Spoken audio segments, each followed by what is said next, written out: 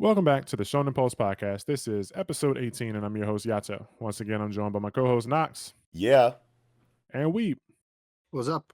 And on this channel, we talk about 9 different weekly manga that you should be reading. Those manga include Don Don, Chainsaw Man, Centuria, Gachiakuta, or Gachiakuta if you're cool. Today we're adding Shangri-La Frontier, Ranger Reject, there's Ichi the Witch, Astro Royale, and Kagurabachi. There will be timestamps in the description to help you skip segments for manga you may not be following yet. As usual, we've got some great chapters this week, but before we jump into it, I want to remind you to like the damn video, drop kick the subscribe button, and let us get some comments down below. In addition to that, if you're someone who follows the podcast regularly and like what we do here, please do us a great big favor and just share the link to a friend, especially if you know that your friend is a fan of one of the less popular manga that we talk about. We want to create a place where people come and yap and talk about some of their favorite manga and hear us do the same. Like I said about the comments, if you've been doing it, keep up. We regularly reply to most of them and even consider suggestions from viewers. Also, we are going to start streams soon. I plan to stream probably this week. You'll see more on the Twitter about it, but doing live streams, reading manga and stuff like that. And if you want to see us on Apple Music or anything like that, help us get to them 1,000 subscribers because we're not going to be stretching out to other platforms until we at least hit the 1,000 here and can start getting monetized. But with that long intro out of the way, let's go ahead and jump into Chainsaw Man 193 Burning Kiss. Knox, what you thinking? Knox? Yeah, you missed last week, baby. Oh, yeah, I guess I did. Yeah, I mean, this is just more of, the situation that we've kind of been seeing throughout the entire life of Chainsaw Man, and when it comes to, like, Denji and his relationships with these, like, extremely toxic female characters, his sex drive, gets kind of, like, manipulated in ways to where he becomes kind of like a lapdog to these women, and this is just more of the same of that. I've seen people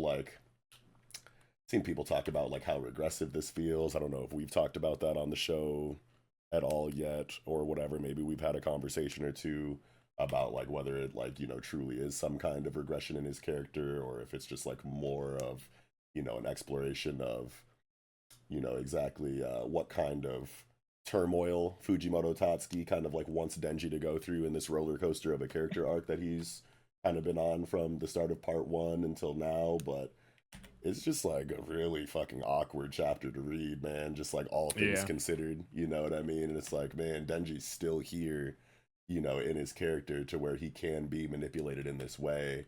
And it's very frustrating, like, as a reader, as someone who's been following this kid since, like, 2019, 2020, or whenever Chainsaw Man Part 1 kind of started. It's like, I just want to see this guy, grow up and stop suffering and stop being manipulated by characters like these, because it's just still so easy for him to kind of fall into this mode of, like, I'll do whatever you want as long as I can bust a nut. And it's like, nigga, come on, bro. You saved the world how many times? You know what I'm saying? Like, you're literally, like, a hero to some people, most people. I want to say, like, you got a lot more going for you than just, like, let me get a hand job or something and I'll do whatever you want. Like, come on, man, you're better than this type shit.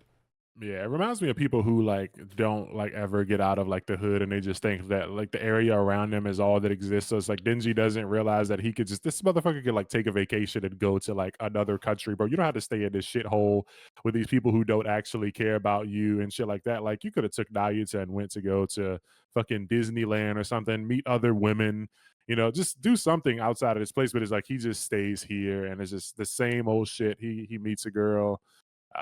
The situation is just always weird. He gets put into these, like, do what I want, do something for me and I'll do something for you type of situations. He hasn't had a single, like, real relationship, and it's just, at the end we see that she just spits it out for him, like, defeat the death devil and I'll have sex with you. And it's like, oh man, like, this is what he wants, but god damn, is it like this Makima 2.0? Yeah, how does he not think of Makima in the situation? It's like, that's what this bitch said about the gun devil, and I didn't get no cheeks then. So like, that's Denji. How this chapter ended. Yeah, you never know. He might put the pieces together next chapter. I need Denji next chapter to be like, wait a minute, man.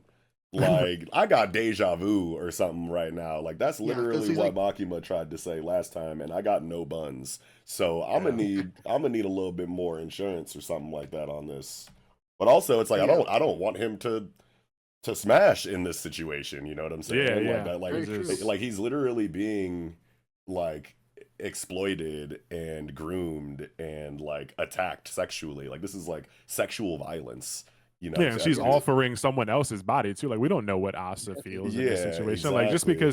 just because she says like Asa likes you doesn't mean Asa is like willing to fuck you. Like Yeah. this is weird, man. And we got yeah, And people from that community like misinterpreting this like scenario and going like he's clearly horny. This is what he wants. This is yeah. great for him. You know what I mean? And it's just like, oh my god, the discourse surrounding like these last few chapters has just been like so gross and like unnecessary. Honestly, I wish people would just shut the fuck up about Chainsaw Man until it was here's, over. To be honest with Yeah.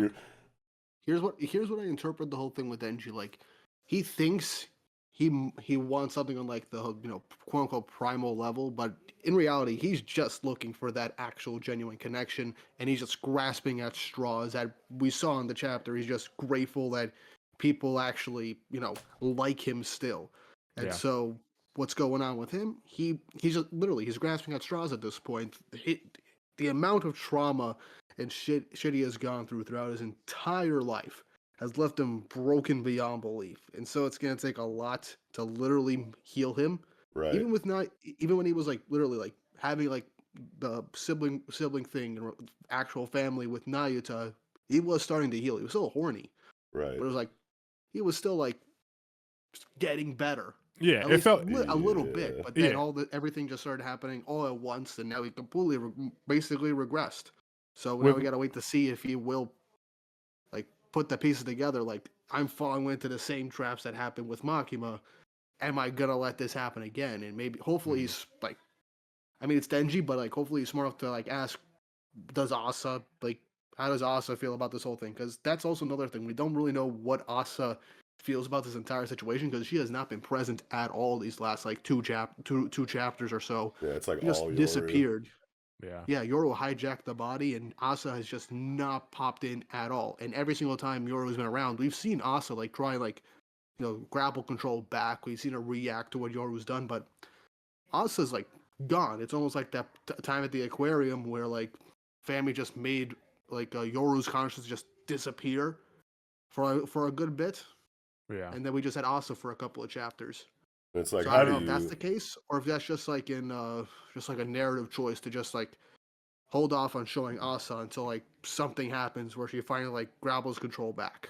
it's just like how do you look at this panel of Denji on page 11, you know, where Yoru's like, are you dead set on having sex? And he's just like bobbleheading, like, you know, like backwards and forwards, like, yes, this is what I want. It's like, how do you look at a panel like that and go like, okay, this dude is like mentally like all here. Like this is Yeah. this is someone who, you know, has his wits about him and is answering, you know, from a place of like confidence or, you know, mental stability or whatever. This feels like, you know, a lot that can be explained about what's going on with Denji can come from like Sigmund Freud like style psychology. Like honestly, like Yeah. this feels like very, you know, childhood. Like he just feels like a little ass kid in these Yeah. moments. You Yeah. know what I mean? Like It's and it's He never sad. really It's grew not up. good. Yeah. and it's more like string dangling, like they're just dangling the carrot in front of him. At least, like you were saying, Weeb, like when he was with Nayuta and like he was kind of like recovering or whatever. Like at least at that point, at the end of part one, he saw all the girls like cheering for him and stuff like that, and he started, saying, "I want to have steak dinners. I want, 100 girlfriends." And then like his life was kind of getting better. It seemed like, he was still fighting devils, but we saw him like on the news. Remember, like when we first saw Denji for the first time, like in part two, he's like standing there next to the news crews. He's got his hands on his like hips, standing proud and stuff. And it felt more like back then, like yeah, he wanted sex, but it was kind of in a way where it was like, when you get over a bad breakup and a lot of guys are like, fuck this, I'm gonna start hitting the gym, I'm gonna get myself in shape, and all the bitches gonna want me. And it felt like that was the kind of life he wanted, where it was like, I'm gonna be the hero and get all the bitches. And like now he's in this weird like sexual like abuse situation where he's being taken advantage of, and it's like it's not the same like sexual like back then it was like it felt more like a positive motivator, like yeah, he wants sex, so he's like fixing himself, making himself a better person. And now he's like, yeah, if you fucking risk your life and do all these crazy things, I'll give you a head job. It's like he's not in the same mental space. He's not right. And like I really would like if next week opens up or tomorrow or today, like if you're listening to this, chapter's probably out right now. But I would really like if like the chapter opens and Denji's just like, but I kind of would like, I know you're kind of doing, like Makima said the same thing. I would really like it if like the person I'm doing it with like actually likes me and not like in this weird symbiotic way. Like I want to hear I want Yeah, to hear I don't want Asa it to say it. feel transactional. I want it to Yeah, feel, mutual and real and like yeah, normal. You know what I'm saying? yeah. Like, I know Something there's that nothing like normal about who we are as characters and what we do, like in this world, but like because of that, I want like some semblance of normalcy when it comes to this part of my motivation at this point yeah. in my It's character. Yeah. something that could be like not just a one-time thing too, because like if you say like if you kill the Death Devil, I have sex with you, it's like okay, is that like a one-time reward or can we like date and like you actually like me or And it's like like you is it talking to just Yoru, nigga. You know you are. Like you want to be talking to Asa when you're having this conversation. At the end of the day, maybe I don't yeah, fucking know, but he knows the difference between the two now. So like he shouldn't even be having this conversation with Yoru. yeah, and just like Trauma uh, takes different forms. Yeah, it for does. sure, and his mind is been warped fucking all kinds of shapes and directions because of the trauma that he's going through. I'm just thinking like imagine, a case where like they do, they get together and like have sex or whatever, but then like something happens, maybe Yoru like dies or maybe like Yoru goes, okay, the deal's, everything's over. I'm done with using this girl's body and then like Yoru separates somehow, but like Asa's dead. Like Asa originally was dead as fuck, and Yoru came and took over the body and was like, once we fulfill the thing that I want to do, like I turn Chainsaw Man into a weapon and fucking get nukes back. Like I'll give you your body back, but like her body is a fucking dead slop mess. Like if she reverts, his new love interest is gonna be a pile of blood and bones. Mm. Like this, he could see more trauma from this. Imagine him getting connected and then like they die or something weird. I don't know. Yeah, it's always that It's kind of like, underhanded like devil deal kind of like yeah, monkey paw situation. type shit. Well, it's like, like you remember like Futurama and like the robot devil episode where he's Mhm. like, I'll Yeah, give you my hands so that you can play, the hologramophone or whatever well enough to, to properly, seduce Leela or whatever. And then he's like, all right, fine. Yeah, I'll do it. I'll do anything to impress her. But then he like signs the contract and it's like, but, you can do that. But then I get Leela, like the robot devil, like, marries Leela or something like that. There's always some kind of like trick. Like he gives you yeah, like what you want, but you don't know that you're sacrificing, the thing that's going to make it all feel better, like long term or whatever. I can't remember yeah. exactly like what the name of the concept is when it comes to that devil deal or whatever situation, but like you get it in like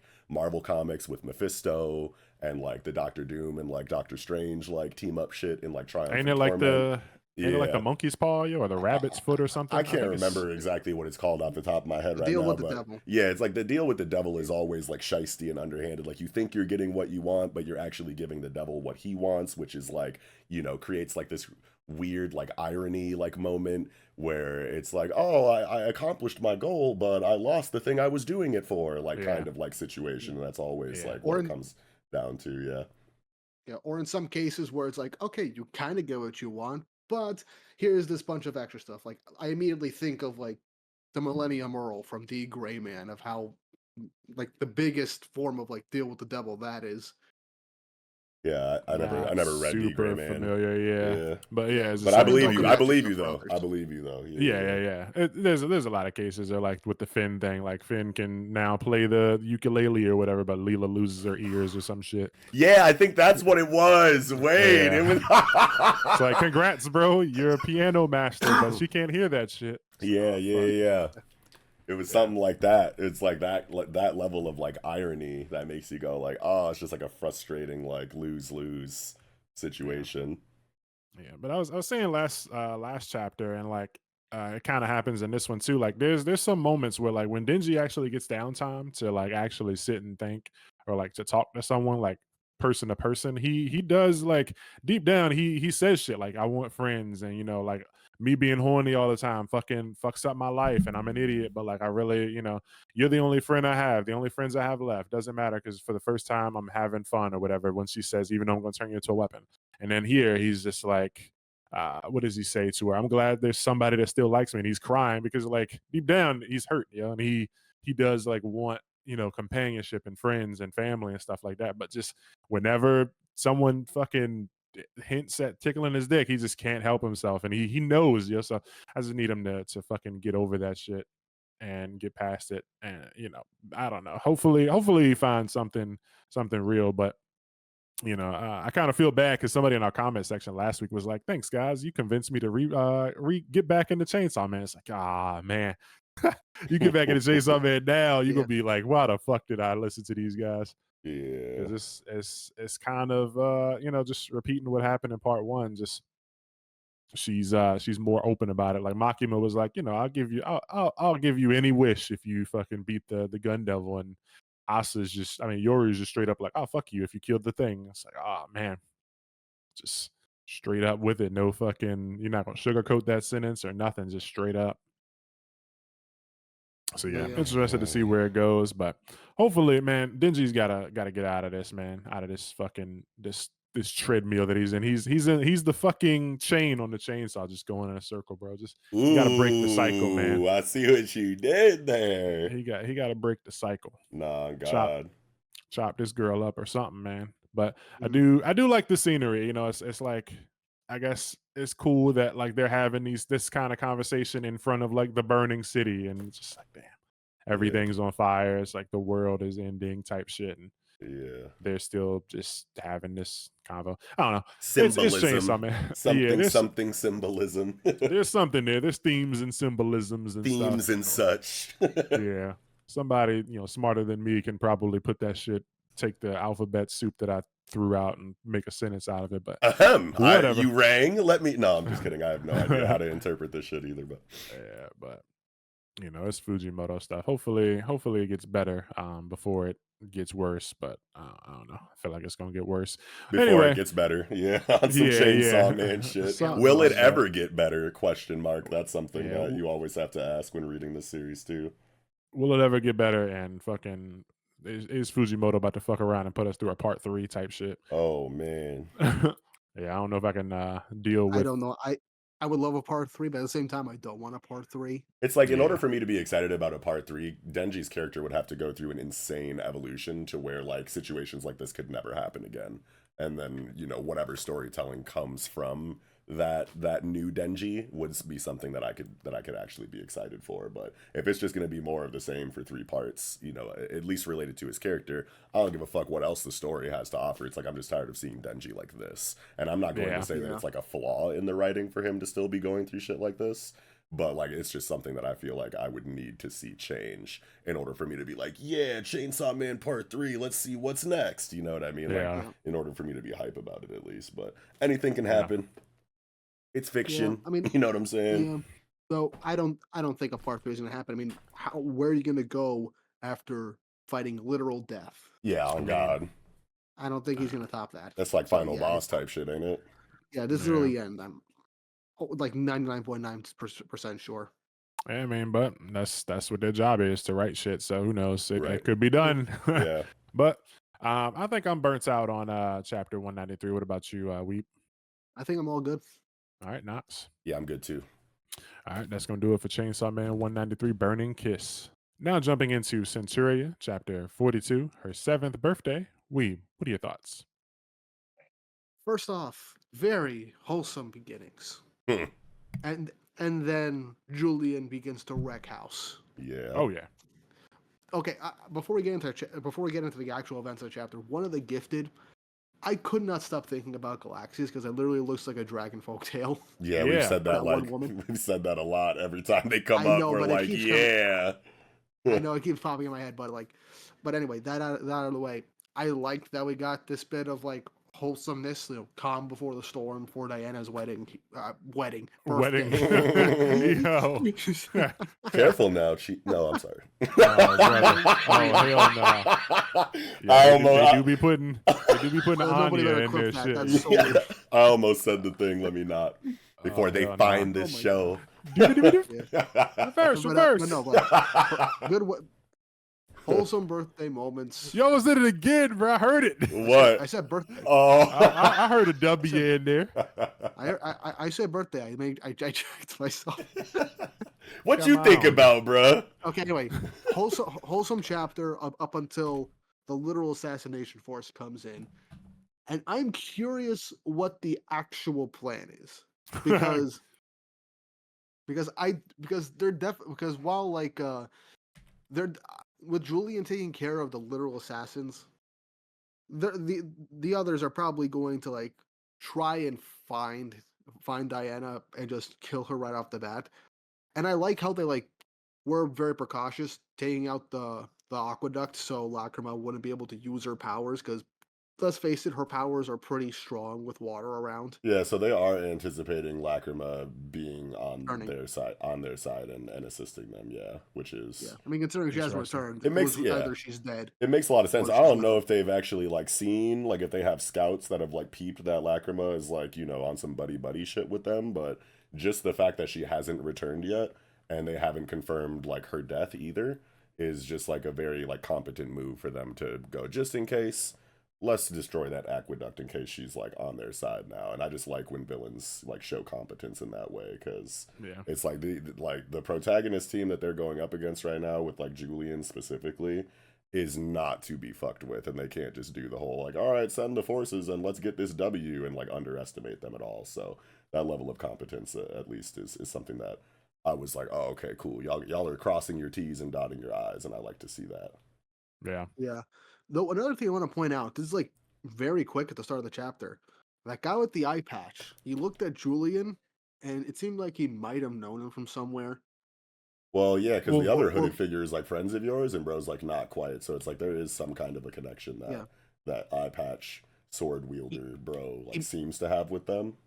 I think he's just one of the Imagine if he's townsfolk. related Is he to one that of the townsfolk? blacksmith that we was told. I was gonna ask, like, have we seen this dude before? Like, Yeah, is- what would you say, Weep? No, I'm saying, imagine if he's like related to like the blacksmith that his mother sold him to. oh, okay.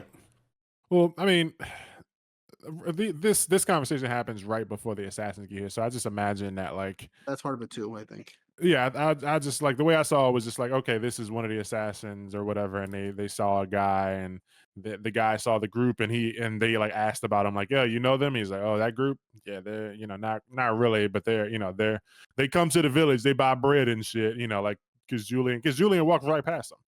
Holding Yeah. the bread and shit. The two people on that bottom, Oh, right sure. before you go. Okay, to that so group. you think the hooded one is a part of the assassination group? Yeah, maybe. Oh, okay. That does 'Cause- make sense. The guy with the eye yeah. patch. That was my question. Is like, have we seen either of these characters before? Was my first question because I don't remember them. They might be like brand new as of this chapter. If that is the case, then it's interesting that they're kind of like just thrown in very casually in these like couple of panels like leading up to the raid or whatever. If we really haven't seen them before, because they're getting dialogue and they're like talking about like the group specifically. So it made me think that maybe we had seen them before, but if not, then that's really interesting. And it makes me wonder, like, okay, are they a part of Elstrie's anticipation for her plan? You know what I mean? Because if everything goes off without a hitch on Elstrie's side of things, and Julian is properly distracted, and they've got, Diana like cornered, and everyone else can't get to her in time, like, does Eye Patch, wrapped up sword bro, and this hooded figure kind of like come in to block the pincer attack or whatever, Elstrie's like goal is here? Are they good guys that will help in a situation like that? Or what's going on with them, I guess, is my question. Yeah. So I was kind of just thinking about it like now, like if what I said is the case and it's just like they're people in the town, it would kind of annoy me if they aren't significant because like I said, this guy, he's got an eye patch, he's got a sword wrapped up. Like this is not a throwaway design. This is something that like you probably expect to see again. Right. So it would make sense if like we had ever seen panels of Julian or, Diana or anybody in the town like buying grapes from this dude's fucking food stand or something or helping his grandma or something. Give us some reason for this dude to like jump in and help. So that he could be like, don't kill my customers or some shit. But like now, if he just jumps in, it's like, huh? Related to Lucas. Lucas. See, But that's something that I feel like would piss Yato off because he's already been Yeah, complaining about like really convenient relationships yeah, between characters coming in at like very convenient moments. yeah. So like this would just be even more of that. Like if he just shows up like next chapter and he like defends Diana from like an assassin. It's like why is he here? Like what's Yeah. his tie to the There has to be you know writing dedicated to why this dude cares, because if it's literally just like him being shown with this hooded figure in this chapter, like saying like, oh, that group, I'm not necessarily friends with them, you know, not quite or whatever, and that's the yeah. only tether that ties him, you know, emotionally enough to the protagonist cast to jump in and help in this assassination raid, then that's going to feel like kind of Yeah. weak and like almost lazy, I want to say, to Like why do you Flashback. care? Why yeah, yeah, flashback, but there'd like have to be some kind of like flashback, or like I was saying, some kind of like writing introduced for why it makes yeah. sense motivationally for this dude to help. I just feel like this is a character like this is a situation where that character they could have shown him beforehand because a flashback would be weak to IMO. Like in this case where it's like, bro, like Yeah, you that's could the have shown easy us route. something. Yeah, Yeah. like they could have shown they could have been anything. Like Julian could have like stopped his like runaway wagon from going into the lake or something, and oh thanks man, you saved 2 months worth of crops that would have been ruined in the water or whatever, so I'll repay you one day, something, so that he doesn't just pull up. Because like if he just shows up, it's like, why am I supposed to believe that this guy is saving these random 5 people that live in a castle probably a mile off from Yeah. like 30 invaders? Like who, bro, Yeah. that shit don't, that In the what they do real don't make me world, no money. in the real world, like it makes more sense for like some random person that you haven't interacted with but just like happens to occupy like the same space as you to like jump in on some good Samaritan shit. But like Yeah. this is a fictional story, so you need like a little bit more there than just like, hey, we showed him in the chapter before, so here he is now helping. You know what I mean? Like Yeah.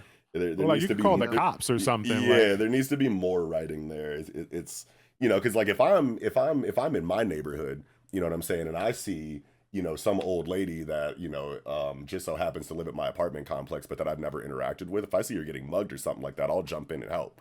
You know what I'm saying? Just because it's like the right thing to do. You know what I mean? But I'm yeah. not a character in a story where you can do more to like set up that kind of thing on like a motivation level to where it'll feel a lot better, because otherwise you're just wondering like, oh okay, so the only reason you showed him in those 2 panels last chapter is so that we saw his face once before he jumped in and helped the protagonist. Like Yeah, yeah. that doesn't feel It's good like enough when it comes to Diana storytelling. would be Diana would be dead if it wasn't for this one character they got one panel a week ago. Yeah, exactly. It Like would that's be not good enough. interesting. The one thing that come to mind that would make this like a little bit better if that was the case. What if that guy is actually like the person that's supposed to like hear them out and help them get across the border? He just got back earlier than expected. Then they should And he have just given us Yeah. writing for that beforehand, is Yeah, what we're like when saying. they Yeah. walk by, he should have been like, "Yo, you're Julian and Lucas, right? Like, hey, so the wagon's gonna be ready tomorrow or whatever." Yeah. I think they were talking about like leaving like today. Like the last chapter was 3 days ago, like in universe, because they were saying like Diana's birthday is in 3 days or whatever. So Right. here we are, it's Diana's birthday, and I think they were talking about leaving after her birthday or on her birthday or something. So it's Yeah. like, yeah, if he's the guy transporting them, he should have been like, "Yo, it's me, bro. Hey, I'm your Uber driver we- for tomorrow or whatever." Yeah. True, but we also kind of jumped between the shopping trip to the birthday party, and then we just skipped till later that night. Right. So then that Yeah. means that We have if that is who this character is, and there was no writing dedicated to that because we jumped around in time, then that means that they're going to introduce a flashback for him, probably at a crucial moment when he does help them. And we're saying that that kind of retroactive storytelling feels weak. Yeah, in this case, Yeah, like, yeah, In this case, it works. yeah. It works. It works in a lot of cases, but like, I feel like you need to have more than one panel to introduce the character before you go and have that fucking Yeah. that flashback. In my opinion, But it's always going to feel better if there's narrative setup for things like this beforehand For sure. than retroactively Mhm. added after the fact, after you shoehorn them in, in a manner kind of like, in this chapter or whatever, you know what I mean? So Yeah, that's just 'cause- me. Yeah, I know. So, yeah. yeah, because I mean, you can argue it all you want, but like, people are gonna look at it and be like, "Oh, he just forgot and like added a flashback in the next chapter Yeah, or you're whatever." right. It's like, Right. Like- Yeah. It's like, easy oh, to, shit, you to didn't- criticize it when you go that route rather than like, oh, okay, you actually had the forethought, to establish this leading up to it so that those dots can connect in a way that feels a lot better than like Yeah. retroactive dot connection. Yeah, but off dude. Yeah. Nice of Lacrima to pay for the food. I didn't know she would be carrying around money. I guess, she's royalty or whatever, but Yeah, like she's loaded. she can yeah, Yeah. so I guess she's got fucking ducats on her. So, you know, that's cool. She bought all Real the food and stuff. buckage. Yeah. She's real gang, I guess. So yeah, Yeah. when they were talking about destroying the aqueducts, I hadn't even thought like that they considered Lacrima as part of their like opposition. I was just thinking like maybe, because Julian's powers are related to water, but I don't Oh, think sure. Elstree actually knows that. But there's Yeah. also like, aqueducts Yeah, Elstree transport wouldn't water know and that, would stuff. she? Because I don't she think didn't so. actually like watch the fight between Yeah. him and Arcos. Yeah. But there was also Yeah. the whole like the she remembered from the prophecy, or like there was something that they talked about, like rumors were that they were on some boat that got attacked or some shit. So maybe she kind of just starting to put pieces together or something. But I think it makes more sense that she assumes Lacrima's to be with them and get rid of the aqueduct or whatever. But I mean the water aqueducts just move water, right? There still should still be water there. It just isn't like being transported. So I don't know how effective that is supposed to be against someone like Lacrima who can control water. But Yeah. you know, Yeah, I guess. Yeah. I didn't really think about yeah, it like that. I just like saw destroy aqueduct and went like, oh yeah, that's where she can access, areas of her power. So destroy it and she can't act. Like I didn't like think about like how practical or effective that would actually be. yeah, yeah. I don't know. It's we'll just have to see. But Yeah. glad they had a little feast. Diana's holding Mm. 2 chicken wings, two drums. I've never held drumsticks like that in my life. She Yeah, just but fucking. I anime guess because she's characters a seem to kid. That's do it anime like all the protagonist time. power. Yeah. Yeah, just fucking whole Whole fist wrapped fist around around that the thing. Goku. grease. Yeah, Luffy. yeah. Goku and them, they be having them fucking Tyrannosaurus burger size shits when they be getting them Flintstone Those Flintstone portions. joints. Yeah. Yeah, it's like Oh Yeah. yeah. But yeah, this is oh good yeah. stuff though. Mm-hmm. Yeah. I do like how like the instant they break into the bedrooms, they're like, it's way too dark. Wait, no, I can't see jack shit. And Yeah. then Julian just comes out of the shadows like, Looking like what are you Jason doing here? Voorhees. He Hey said, guys, "What and then up?" Like a and then they freaking all horror movie turn. villain. Yeah. They all And turn it like, just oh instantly shit. like it instantly just wipes out two of them. Like half of them that went in there just basically one shot. And like, I oh come knew on, these they talked fucking brothers. such I Yeah, knew these brothers were gonna be jobbers, bro. They talked way too much fucking shit. exactly. And they even They even brought it comment up in on the it. It's chapter. like, bro, they didn't even use their gifts. And it's like, yeah, I love that. You know what I'm saying? Like, show how like Yeah. real this shit can be. Not everybody's gonna get their shit off before getting their head popped. You know what I'm saying? Like, yeah. that's what makes it feel a lot more real to me. Did he just straight punch them though? Like he punched Yeah. the dude's body in half. Like is that a thing? Oh yeah. He Oh exploded him. yeah. Bro, like It's like if yeah, Goku actually tried to punch like I don't know, like a regular human being. Yeah, or I mean, Krillin. if they don't have, abilities that are, dedicated to Boost their physical power. like resilience or endurance or Durability. defense or something like that, like if they just have like activated abilities that do shit outside of the body, then like this nigga Julian could probably one tap anybody like that. You know what I'm saying? Like if you don't activate your power and put a shield up, or activate your power and like give yourself a boost of speed to dodge or something like that, like you probably get eviscerated by like random Julian jabs, because he's got the strength of like 100 niggas behind that punch, Yeah, bro. yeah. And he's bloodlusted right now because you just came to the crib on old girl's birthday. Like he does not care right now. Like you've crashed the birthday party, or like the mafia movies. It's like you fucking you try to assassinate the mob boss on the night of his the daughter's day of my wedding or daughter's whatever. wedding. Yeah, that's what it feels like, bro. How dare Trying you, to take bro? me on his birthday. Yeah, it's like it's over how for dare y'all. you. No words. I'm surprised he even said hey. Like I'm not saying Yeah. shit to y'all. I'm snapping necks. Bro, I do feel like he's got some training though, because like this stance that he's taking up on like page 14, like Yeah, it seems this like a isn't form. yeah, this is like Yeah. some kind of martial art stance. Like this isn't just like punch the nigga to death. This is like what? Like he about to make some noises and fucking do some Goku stance type shit. Yeah, he about to. It's something about to happen. Yeah, like he ain't just boxing. I mean, he probably gonna do some boxing, but it looked like he got some form to He him. got a Just kata train. going, a whole kata form going on right now. Yeah, he got some shit, but Yeah, he fucking thrashed these dudes. I was just looking like, bro, in here with no shirt on, like I don't know, I'm looking at him like, would a shirt be good? I mean, yeah, I mean, how would a shirt help unless it's like, dragon mail or some kind of like yeah. blessed garment, you know what I'm I'm just saying? like thinking of the conversation, like all these guys coming together. It's like, you ready to go, Earl or whatever? He's like, yeah. It's like, oh, you're not gonna wear a shirt? Nah, fuck it. I'm hard body. His two brothers got on shirts, and then they go and just he's the one that gets ripped in half. It's like, should have Right. wore a shirt, It's man. like, what's making you so confident, my nigga? Like, you just be in the gym every day? Like, that's why you in here with no shirt on? Like, are you training for strength? Are you training for hypertrophy? Like, what are your moves? We're not even gonna know what his abilities are because he got fucking duffed immediately. But like, damn, bro, he's really in half. Now, the only thing that like I'm kind of like thinking of here is how well do all of these assassins know each other? You know what I'm saying? Because the one that has the dialogue here that says they managed to die before even using their gifts, it's like, okay, so is that a hard confirmation that they died Yeah. because this character knows what their gifts are? Or is there a possibility that this doesn't even kill them and they have some kind of ability related to, a regenerative healing factor? Or do they like does one of the brother like clasp his hands together and make some kind of like Naruto hand sign and then it reconstructs the other two? You know what I mean? Like, are they actually like down for the count? I was thinking that shit too. Yeah. Like I the would next love it if they chapter. actually were, because we can't just introduce like I don't know, like 15 different abilities in a singular arc for just Julian in the fight, like right off the bat. That's a lot to keep track of. I mean, Sure, but I think that they It could depends how manage it. long you want this. It depends how long they want it to go for, because really, there's yeah. only like two people fighting in this arc. Yeah, I mean, So we'll see, but I don't think it has Yeah. to happen to where he just fucking like one shots multiple of them just to thin the numbers out, and we can go to like the fights that matter more. I think that all of them can get appropriate screen time if Toru wants it to be that way.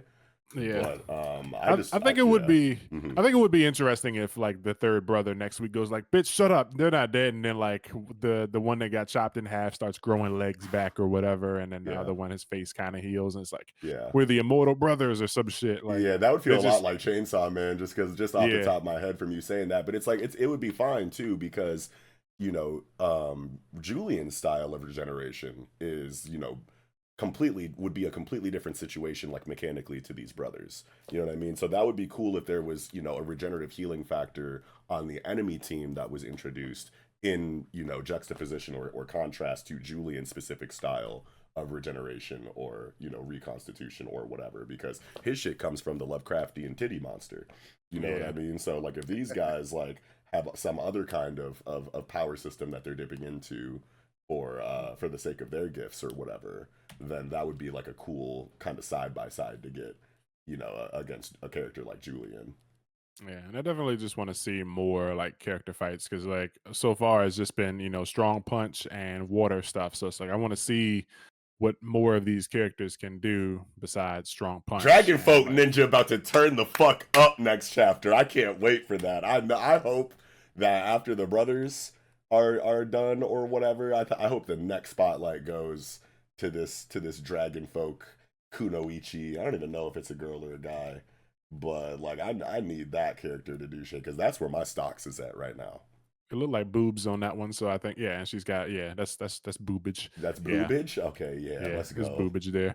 But yeah, I'm hoping that maybe like maybe she stabs Julian through the stomach, thinks he's dead or whatever. He doesn't die. He just like breaks the fucking tail because it's like a spinal cord attachment or something. Imagine if he breaks the tail in half and it just paralyzes her actual like body. He never touches her but breaks the tail in half. She can't move. I could see that going. I could see that being a thing in Centuria, to where it's like, okay, like my spine becomes like, this extension of my spine becomes a weapon, but the trade-off is that if this gets damaged, it's actually a part of like, my body in a way to where I could be paralyzed by something like that. Because it's like, we've been seeing a lot of advantage caveat like trade-offs in the power system so far inside of Centuria. So that would be that'd be some cool writing to get. But yeah, and then, it's just funny to think about. It's like, I could stab you from across the room with my spine, but if you manage to break this tail, then I don't have legs anymore.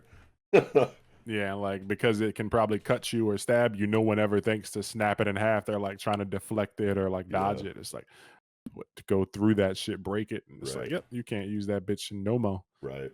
But yeah, I wonder what tipped them off here to let Julian and them know that the assassins were coming. Maybe it's gonna be Open Eye that Patch building. Sword, bro.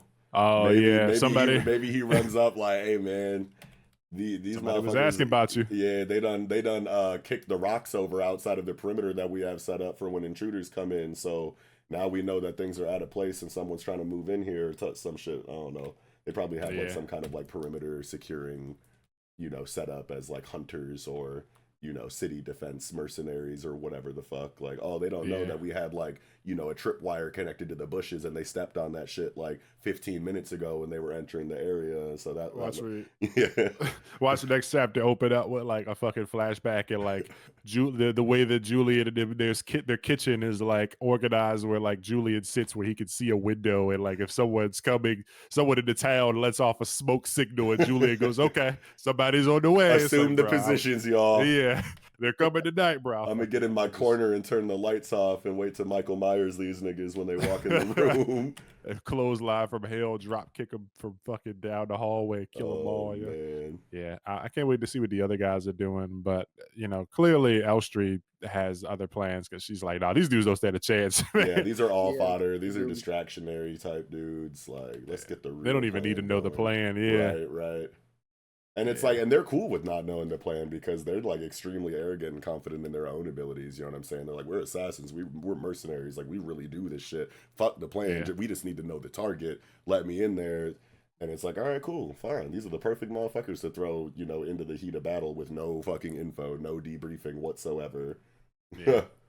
We finally got a name for Titty Nun too. It's Helem. Helem. Yeah, I was thinking about that too. So She's here for cold. that. She's cold. Yeah. I need. Her design reminds me of Lust from Full Metal Alchemist. I can see it. I need the Little fan bit. artist to discover her a little bit. I need the cosplayers to find this fucking manga, bro. What you talking about? Let me get some 3D action. Yeah. Let's get some of that. But this one guy with the 9 swords in this fucking page, I was just like thinking about this, and it's like he reminds me, obviously you see 9 swords. I don't think the only other time I ever see a swordsman with 9 swords is either like in fucking Soul Eater. I think Killer Bee, Mifune Naruto. or whatever. Yeah, Killer Bee first. That's who I thought of first, but then I thought of the Soul Eater fight. But Killer Bee first for sure. But I'm just like, this with this many swords, and he looks kind of like maybe he might be on some samurai shit. Like, I think it'd be cool if he was the type of person that was like, "Oh, you don't have a sword? I'll give you one." And he fights you, like he gives you a blade, Yeah, and y'all fight stance each up other. for But real. yeah, but 9 swords, and he's carrying. It looks like he's carrying, A 3 basket or of them. whatever. Yeah. I'm just like, are these bitches like magic swords that break after you use them or something? Or like, is he gonna got pull out something a? going on?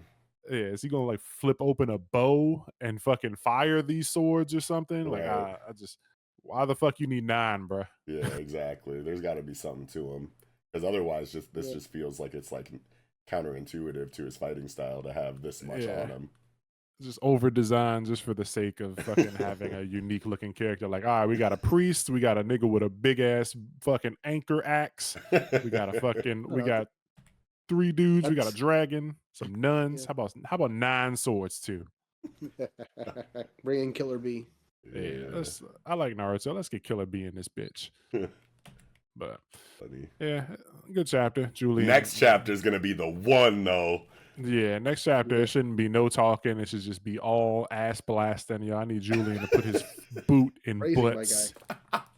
Yeah, it's going down. The unconquerable guardian Elstree never intended to defeat. So she know this nigga not going down, bro. Yeah. But that's just like, so yeah, I wonder. That makes me really she was excited for awesome. what the actual like plan is going to end up being, because it's like if the plan is not to actually defeat Julian, then that means that in the midst of all of the chaos, Elstree's going to be like, okay, now. And then it's going to be some crazy ass moment where the entire tone shifts and everyone breaks their neck like towards Diana, and she's just got like 15 goons surrounding her or something with knives and bats and chains and whips and shit out. That's when we need that's when we need that Home Alone scene, where they're like chasing her and there's fucking axes swinging and fucking hot oil pots hanging over doorways and shit. She's gonna drop the paint can connected to the rope from the fucking top balcony.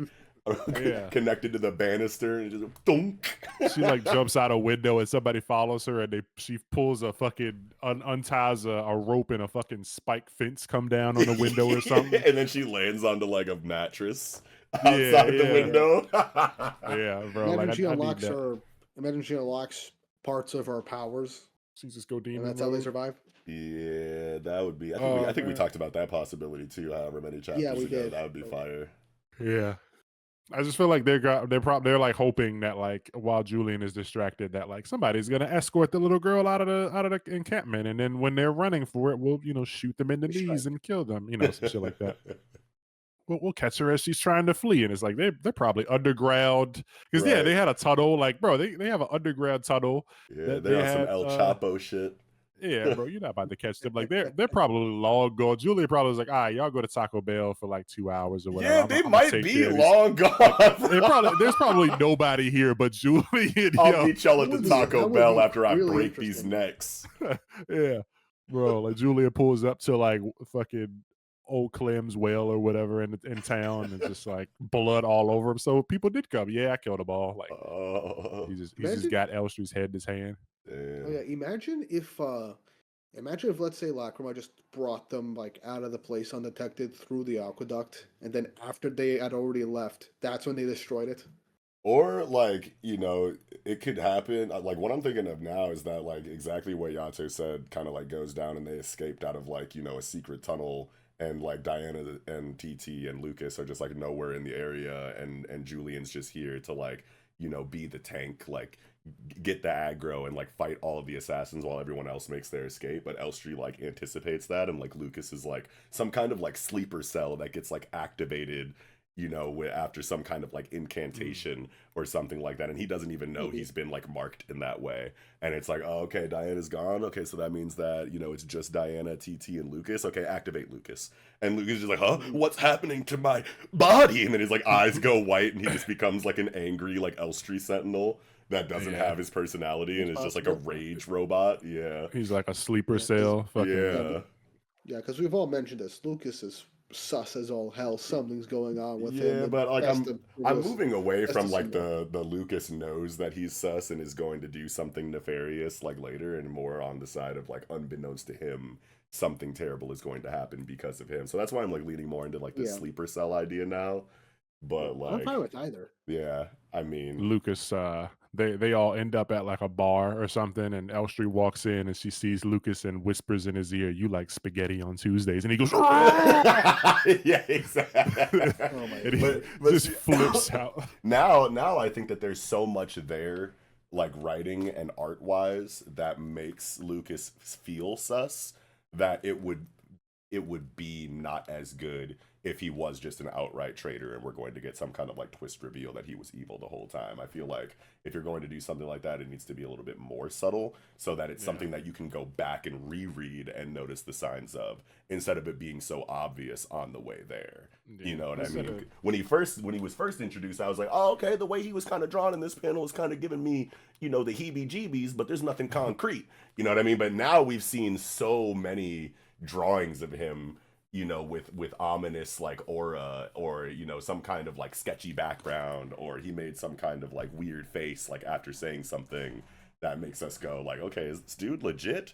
Over and over again, to where if they're like, yeah, no, he wasn't legit, it's gonna feel like a weaker execution now at this point than it was like when he was first introduced. But Yeah, I mean, I said it a few times. Like, I'd rather he like not be a traitor straight up, but like something that he does causes like bad things, or maybe he Yes. like changes. Like maybe Julian and him have a falling out or something, and he's like, I don't agree with the way you're doing things, or maybe they get separated. on Julian. some Shane and Rick Walking Dead Yeah, shit. yeah. Like Julian is now like on his own for like the next 10 chapters, and Diana is with Lucas and TT and Lacrima, and it's like we don't know what happened to Julian, but like we kind of on the run, and it's like we got a fucking Lucas is he's now taking charge of the group, and I'm doing things. Jay would have wanted me to take charge over you ladies, and whatever type shit. I don't know. Yeah. Y'all gonna listen to me because I'm the man. You like spaghetti on Tuesdays. Yeah, he just fucking activates, his eyes roll back, and just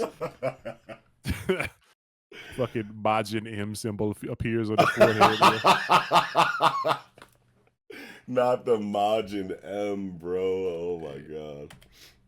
Yeah. Thank you for awakening me. How long have I been sleeping? Bro, what's happening? Yeah. Oh, I can't wait for the next chapter, bro. I'm like so excited now that the actual raid started. Yeah. Because Yeah, I mean, that was some proper build up to this, man. I'm like so hyped now for this. Yeah, because Yeah. we got all the bread and stuff out the way, and breakfast and dinner and birthday party. We saw the secret escape passage, Yeah, and we got all the weird, fucking. Not making me hungry, man.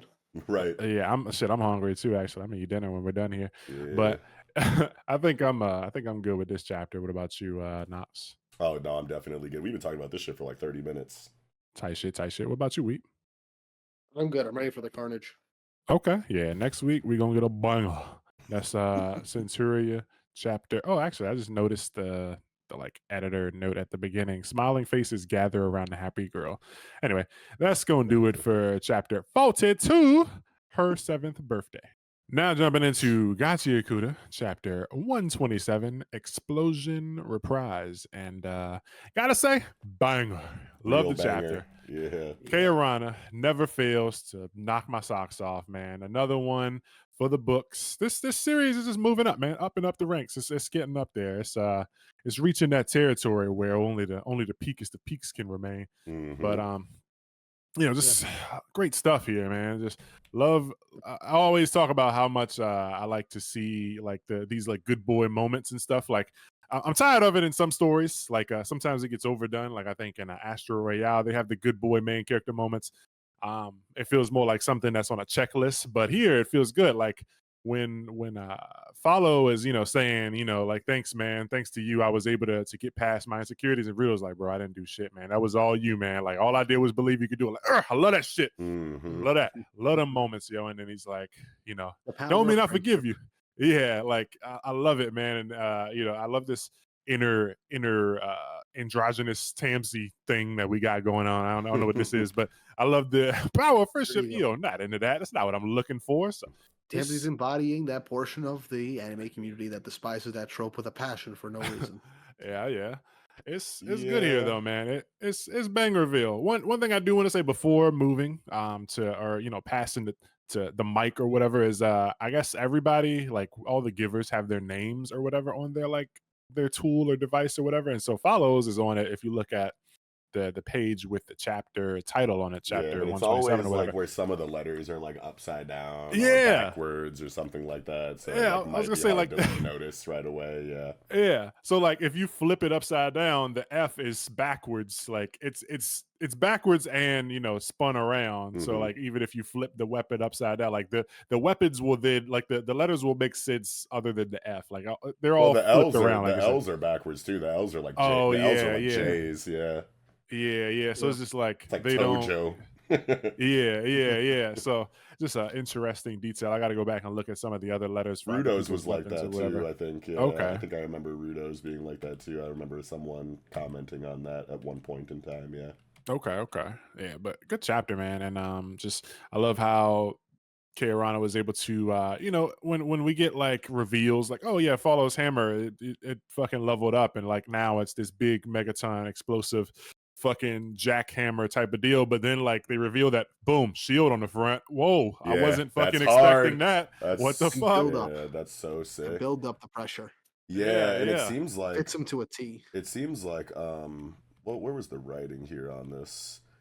That's how I know how to use it. Hold in the stress, let it build. So it's like some kind of like stress related gauge. And whether that's like, physical stress from like damage taken in when it's being used as a shield can then be, turned into some like kinetic, like, outburst like from the hammer in the swing or something like that. Or maybe it's like actual like psychological stress that like builds up the gauge or something like that. I want to say that stress specifically is related to the building of power into the hammer, whether it's damage intake or or psychological stress powering it. Either way, that's really fucking cool. We both, yeah, I'm definitely getting like Fat Gun vibes off of the hammer. Like you keep beating on the shield part, and it just fucking fuels the the fucking furnace on that bitch, Oh and he yeah, and lets off wasn't an there, explosive. now that you're mentioning My Hero Academia, wasn't there Reed Destro? Wasn't his ability Oh, directly related to stress. stress as well? Yeah. Yeah, Yeah, yeah, he was the Hulk.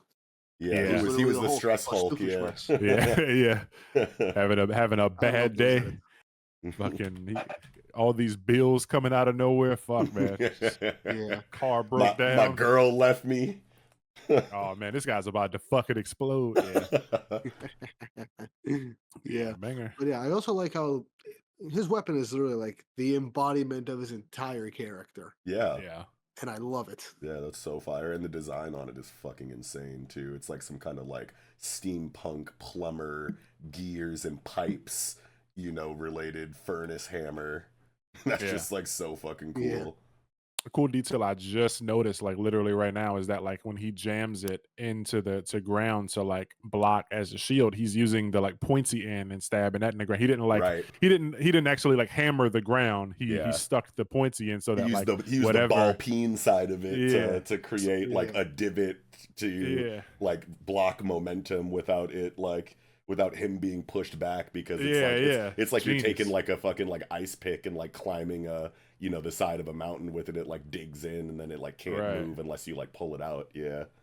Yeah, so Yeah. he's not like in a position where somebody can push him and slide him with Hmm. force because that shit's Stuck in the ground. driven. Yeah, it's straight dug in Mhm. the ground. Yeah, that's fucking cool detail. Just love when these manga come out with these cool ideas and they don't forget the fucking minor things like that. Because she very well could have easily just had him slam the hammer in the ground. I was like, yeah, I'm shielding now. But Yeah, those are the kind of Yeah. things that you like kind of like notice, you know what I mean? Like it might not be like apparent like right away to like every reader, but like these stories are just like so dense with like details like that and information, because the mangaka like live in these worlds. Like these are like their babies, you know what I mean? Where they have to consider every single aspect of the storytelling and how they're going to present it to the audience. And that's why it's just like, man, a lot of these ones that have like the level of TLC put into them that like Gachiakuta has, or like a Hunter x Hunter, or like a One Piece, like, you can go down the list of stories that feel this thorough. And it's just like, man, like Ranger Reject is another one of them too, where it's just like JoJo's. JoJo's, like as a consumer, you know what I mean? It's got to be so difficult for you to catch every single detail on your first run through, and yeah, that's why that reread, is so important for a lot of these series. And we're in like an era, of manga storytelling where like so many stories are on this level on the detail side of things, where a lot of them are this dense, you know what I mean? It's not like, a Western comic where they're just grabbing the Spider-Man IP and like writing a story for it just for the sake of like, like, oh, I'm the writer now, you know what I mean? So here's my Spider-Man story. It's like these whole universes come from the minds of these people, and they have to like meticulously craft them from top to bottom. You know what I mean? You're not going to catch everything Mhm. because you're not the person who, conceptualized it all. You know what I mean? Like yeah, these are these people's like Yeah, life work. You know what I mean? That they're kind of like presenting to us. So it's like you got to pay like closer attention to things, or read things multiple times in order to catch all of these things. And that's just like so impressive about what like Japanese comics do specifically, that I feel like you yeah. don't get as often in other parts of the world. Yeah. And Yeah. That's there's. Go ahead, go ahead. Yeah, no, I'm just saying I actually do appreciate a lot of that. This is becoming more commonplace now, where like a reread is definitely like much needed, because there's so much that's put into it that a second go around will really make you appreciate things more and point things out that you probably wouldn't have on like the first go through. Yeah. And there's still, I mean there, that's still with a lot of series, but like there's it's a lot still more prevalent now. yeah, and there's still, like I'm not saying that Japanese, like all Japanese like mangaka can like do no wrong, because you still have like, some series that, don't feel, this robust in that way, or, like there's some series that I can think of like off the top of my head, like Ultimate Exorcist Kyoshi, for example, that just like doesn't feel like it's, and I'm not trying to like, dig It's at still like new. Kyoshi or something like that, but like it's just not one of those ones that feel like a living and breathing world. It doesn't really have things that like, feel new or that haven't been done before. And I was just making a comment earlier when talking about Kyoshi, to where like on like a depth level, as far as like the world building and the characters and whatnot, it kind of feels like it's just like characters that are in front of like cardboard cutout setting backgrounds, you know what I mean? Just Yeah. like it's like I'm watching like a stage play rather than like being inside of a living and breathing world with a 360-degree view. Like the immersion, Yeah. the level of immersion just like isn't there for like a series like Kyoshi, for example. At least for Yeah, me. like You know I what I don't think think mean? we've that ever falls back. gotten. Yeah. Yeah. I I was think gonna that say. falls back. Go ahead. Oh, sorry.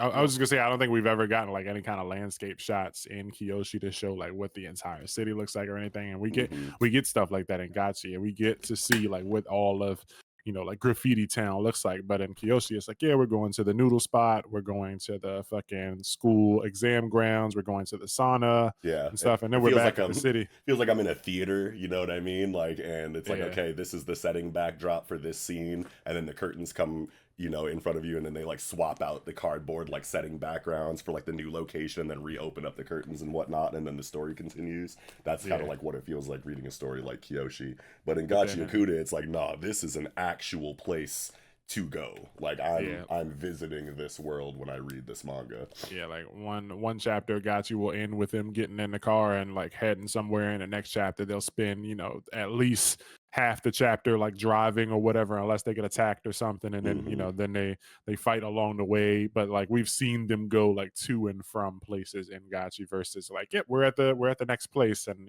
here's the while the lights were off in the theater, we moved the fucking castle background and put a Burger King background here. So it's like, Yeah. Yeah, in yeah, so Gachi you actually like can feel the distance traveled from location to location. You actually like, have a sense of geography, and you have like a 360-degree view of like the locations that you're in and whatnot. And it just feels a lot better in that way. It feels a yeah. lot more lived in. I can imagine it like in an anime, like watching them like drive versus like a scene like Family Guy where like one scene ends and then like it fucking transitions to them being back at home or some shit. Like the transitions, there's no Right. like distance being traveled. It's just like, yep, we're at Burger King, yep, we're at fucking McDonald's, yep, we're home. Yeah, and speaking of like the art, I mean, I don't know if we're like talking about the art like specifically or whatever, but I just have to comment about how the art in this chapter is fucking bananas, bro. Like the fucking crazy energy wave explosion, the shot that the house fires on like page like what is this page 7? I want to say it like shoots the crazy Kamehameha wave out of its chimney, and it like it's the force is like so well communicated that not only is the shot going out of the panel like into the gutters through the top right of the page, but it's also like bending the it's like bending the gutters to like really sell that like force that's being expelled, and it's like you could really feel that shit coming off the page, you know what I'm saying, Yeah. to where it's like influencing the composition of the page on like an almost like meta textual level. You're like, holy shit, like this is affecting the comic book that we're reading this in like right now. Like that's a huge canon wave right now. Yeah, it's always interesting to see that type of shit and just think like another human being thought to do this. Yeah. Like I would not have thought to do this, bro. And like this is the type of thing that won't translate to anime like Right. perfectly because like it's gonna be on your fucking like TV screen. So Yeah, this is like a medium specific thing. It's just like so yeah, dynamic and so yeah. like goddamn. But Yeah, Anyway. I see. There. Yes. Sorry, something happened with my mic earlier, but one thing I did want to like go back to with like when we were talking about like how like the world building is like with like Gachiakuta in comparison to like Kyoshi. I think it like goes back to that conversation we had about like a few weeks ago about how like the difference between like Jump manga and like let's say Weekly Shonen magazine is that they kind of want a quicker pace for their new series like right off the gate to like try and get people engaged to get to a good point for them to like get invested. Oh, yeah, sure. So for there's sure. not like a whole lot of room to properly flesh the world out in ways that make it feel very lived in because they just want to get through the story in a way to where it's like you can get those powerful like narrative moments that keep you hooked and keep you coming back week to week so that the sales can be proper enough for it to survive.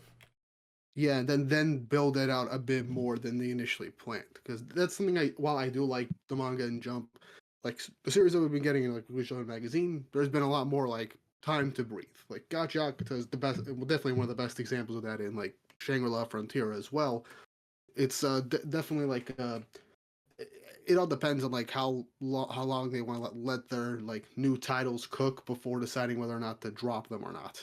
I think it also definitely just it really depends on like the type of stories too, because I don't want to say that Yeah, like true. Jump feels faster paced than like But most look at things something that are like in these Ichi the other. Witch. Like Ichi the Witch is Yeah, doing everything right in Yeah, the yeah, area of criticism that we're kind of like it could, focusing on right now narratively. true, but could also due to the fact that there are like two really big names on it, and so they're giving it a bit more leeway I was just gonna Sure. say is potentially, and it's this. doing very well immediately. Yeah. I was just gonna say that I think it's just because of the type of story that like a story like Kyoshi is, because it's like a kind of gag action series. It's not really meant to be taken seriously. So I think Right. It like doesn't take it's itself too better to. seriously at all. Yeah, so it's like it's better to look at something like Jujutsu Kaisen, where like when that story begins, I mean, you can feel that there's a world that's being lived in, or like Ichi, like you said, like there's people. Ichi's like on this mountain, but he also goes down to this village or Right. whatever, and It's people going to be know him there. easier to achieve what we're talking about too in a story when the genre is like magic adventure. You know what I'm Yeah, saying? yeah, Like Yeah, versus like exorcist battle, like that's and comedy. yeah, You know what I mean? yeah, yeah, So like Yato was saying, it might just not be the kind of story that takes itself seriously enough to dedicate that much time to the fleshing out of a world to create that level of verisimilitude in the first place.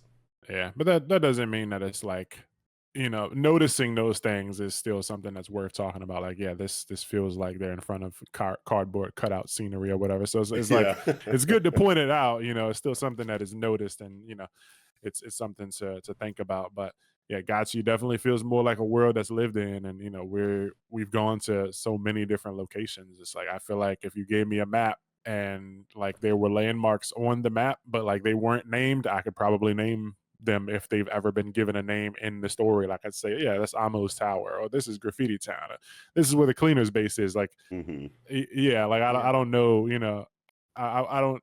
They might have not all been given. I forgot what I was gonna say. I feel like I can point them out though. Yeah, yeah.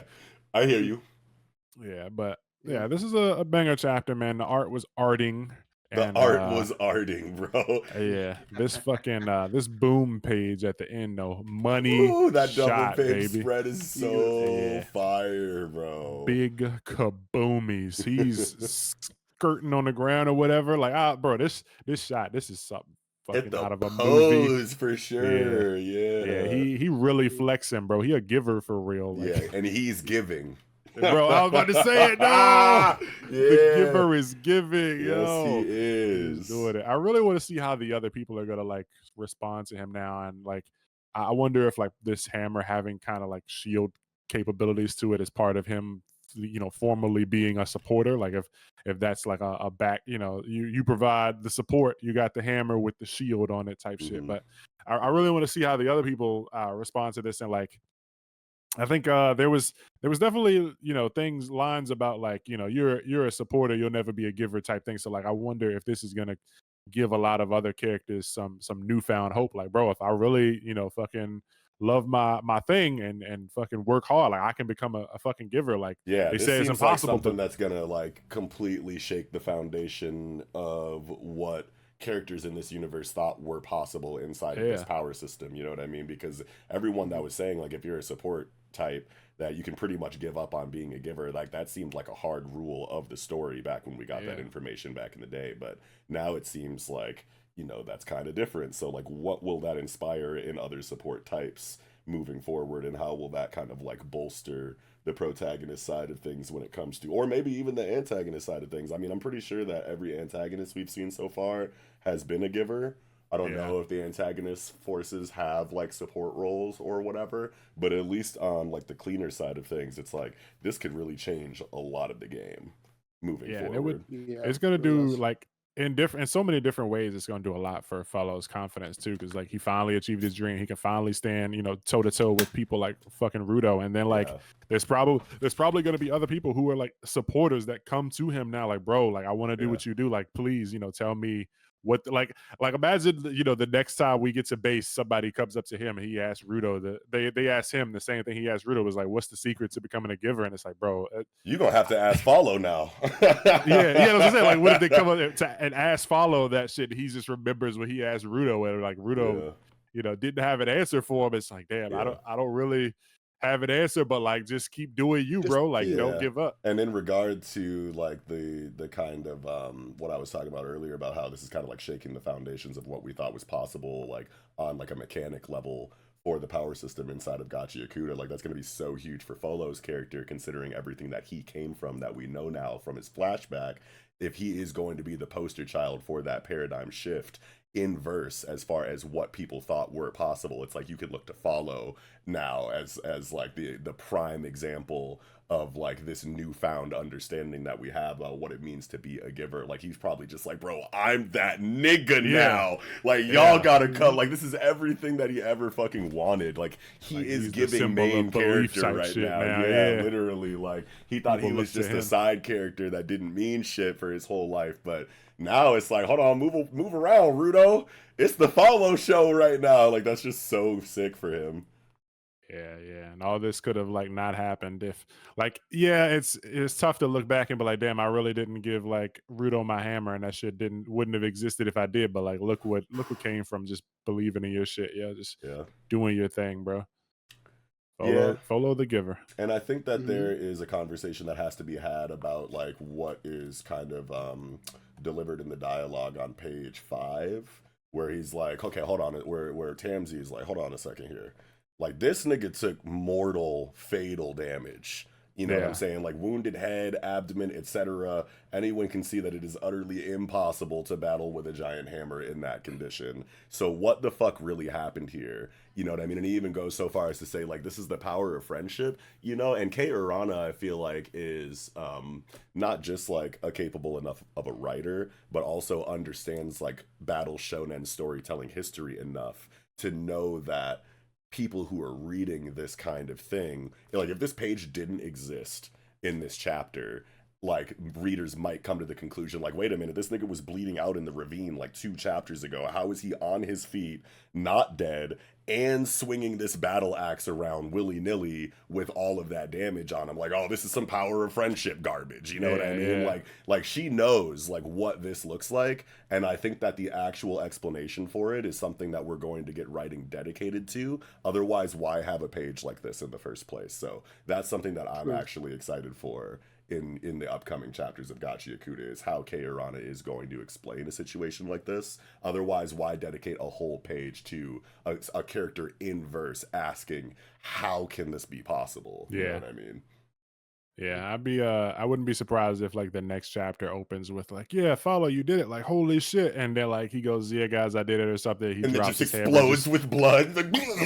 like he just passes out. Yeah, he like falls face forward. That I was gonna say die, but like he's out of commission for like He's 2 dying months. gasp. Yeah, they're like, all right, we gotta get Follow back to the camp. We gotta go because he's bleeding from every orifice, and he's just like he's unconscious for like 2 months or something. Yeah, I mean, on a consequence level, I feel like it has to be something like that, regardless of whatever explanation Kei Urana does decide to come up with for why this is possible in this chapter. I feel like regardless of that, after something like this, Follow needs to be taken out of the story for like a significant amount of time so that we can actually feel the consequence of a situation like this, because otherwise, why put him through all of that if he's just going to reset at 100% at the start of the next arc? Like, this isn't Black Clover. You know what I'm saying? It's Gachiakuta, so I mean, Black Clover, they have like 5 different healers. Yeah, I mean, like, exactly. even without the healers, be out for at least the next arc. Them niggas just be standing up after like losing like pints of blood throughout the fight. Like, oh, okay, the fight's over.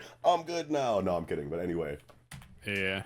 But yeah, I can't wait to see, you know, where this goes. And it's interesting that fucking Tamsi like didn't even think about like he at first he was just like, you know, that's strange. I was expecting Rudo to go berserk, so why both of them standing here? He's just assuming that Rudo did something. He's like, wait, Folo's holding the hammer. That shit should be a Rudo hand. So like, what's going on? And the community, I want to say, has assumed the same thing that Tamsi has. Like, I think I remember people talking in our group chat about like, so is Rudo, because of the gloves, able to do this or able to do that? Is he able to give people like powers or whatever? But it feels like the manga is specifically saying like, no, that is not the case in this chapter. You know what I mean? So it feels like Kei Urana has kind of like, you know, properly anticipated what certain responses to to this kind of like decision making in the narrative like would be inside of the community, and is like specifically saying like, nope, it's not that. I knew you'd think it was this, but nope, it's not that. So it's like creating a mystery around like exactly what the explanation is going to be, which lets me know that she has a plan for it that's going to be like subversive and cool. So Yeah. Yeah. Yeah, I'm ready for it. And I just noticed that like on the page before the final spread, the second to last one, after when Folo's going to like land the blow at everyone's looking, Rudo's like biting his lips. It's like he's fucking doing it. He's got this shit. Fucking big booms, yeah. Can't wait to yeah. see. Mhm. Can't wait to see the next chapter. Unfortunately, though, there won't be a chapter this week. So Huh? yeah. Oh. So there won't be a chapter if you're listening to this now on the 18th. There won't be a chapter this week. There'll be one next week.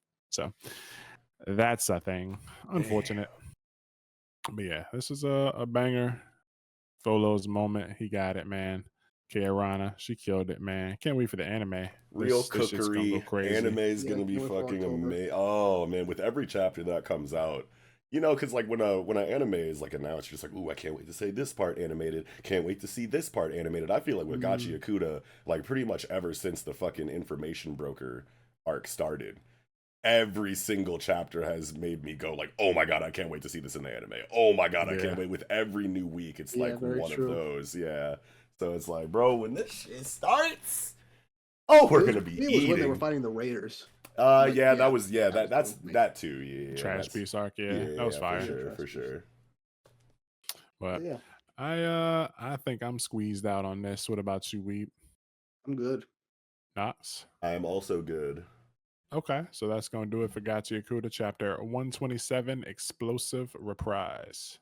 Now jumping into Shangri-La Frontier, a new series for our podcast to review. First ever episode. You're hearing it here live and first ever. Anyway, this is chapter 210, Behind the Curtain, or Those Who Are Called God. So, you know, since it's the first time reviewing this series on the show, we probably will have things to say that don't actually pertain to the chapter. I mean, there's a lot to talk about with the chapter, but it's Shangri-La Frontier coverage, baby. So, you know, we gotta express some love for the series, man. Yeah. I you know, been reading this shit for a long time, and the anime is a banger, and it really hits on a lot of notes for me in my personal life, growing up playing, you know, World of Warcraft for so long and stuff like that. And it's a series that I really love a lot, and I'm happy that we're getting to talk about it. What do you got any experience in this type of thing, Weep?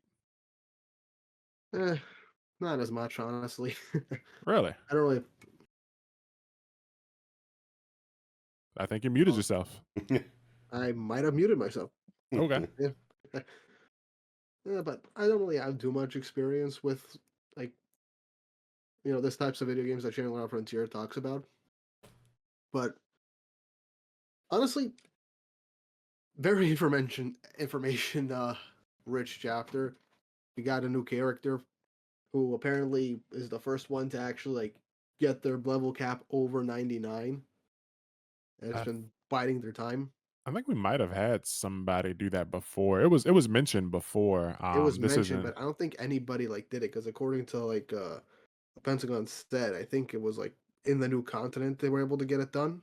okay. Well, hold on. Before we think jump so. into the chapter, I want to hear Knox thoughts about like the series in general, or like he just caught up too. So he had his memory on like Katarnet battle is fresher. So you got any thoughts, Knox, before we dive into the chapter specifically? Yeah, I mean, fuck, dude. Like, I'm super excited for Shangri-La Frontier to join the roster. Been a long time fan of this series. I've been reading it since there was like, I don't know what, like 30, 35 chapters out or whatever. I think I caught up to the series like right before they started fighting Wazaimon or whatever, and we were reviewing it, you know, like back in the Project Manga days weekly for like a really long time too. And I don't know, I'm like a huge fan of like MMORPGs that come from like EverQuest, Guild Wars. Like, I never played World of Warcraft or anything like that, but I was always like trying to find like the next MMORPG for like me and all my people to jump into, like Kiko and Eagle and whatnot, like way back before,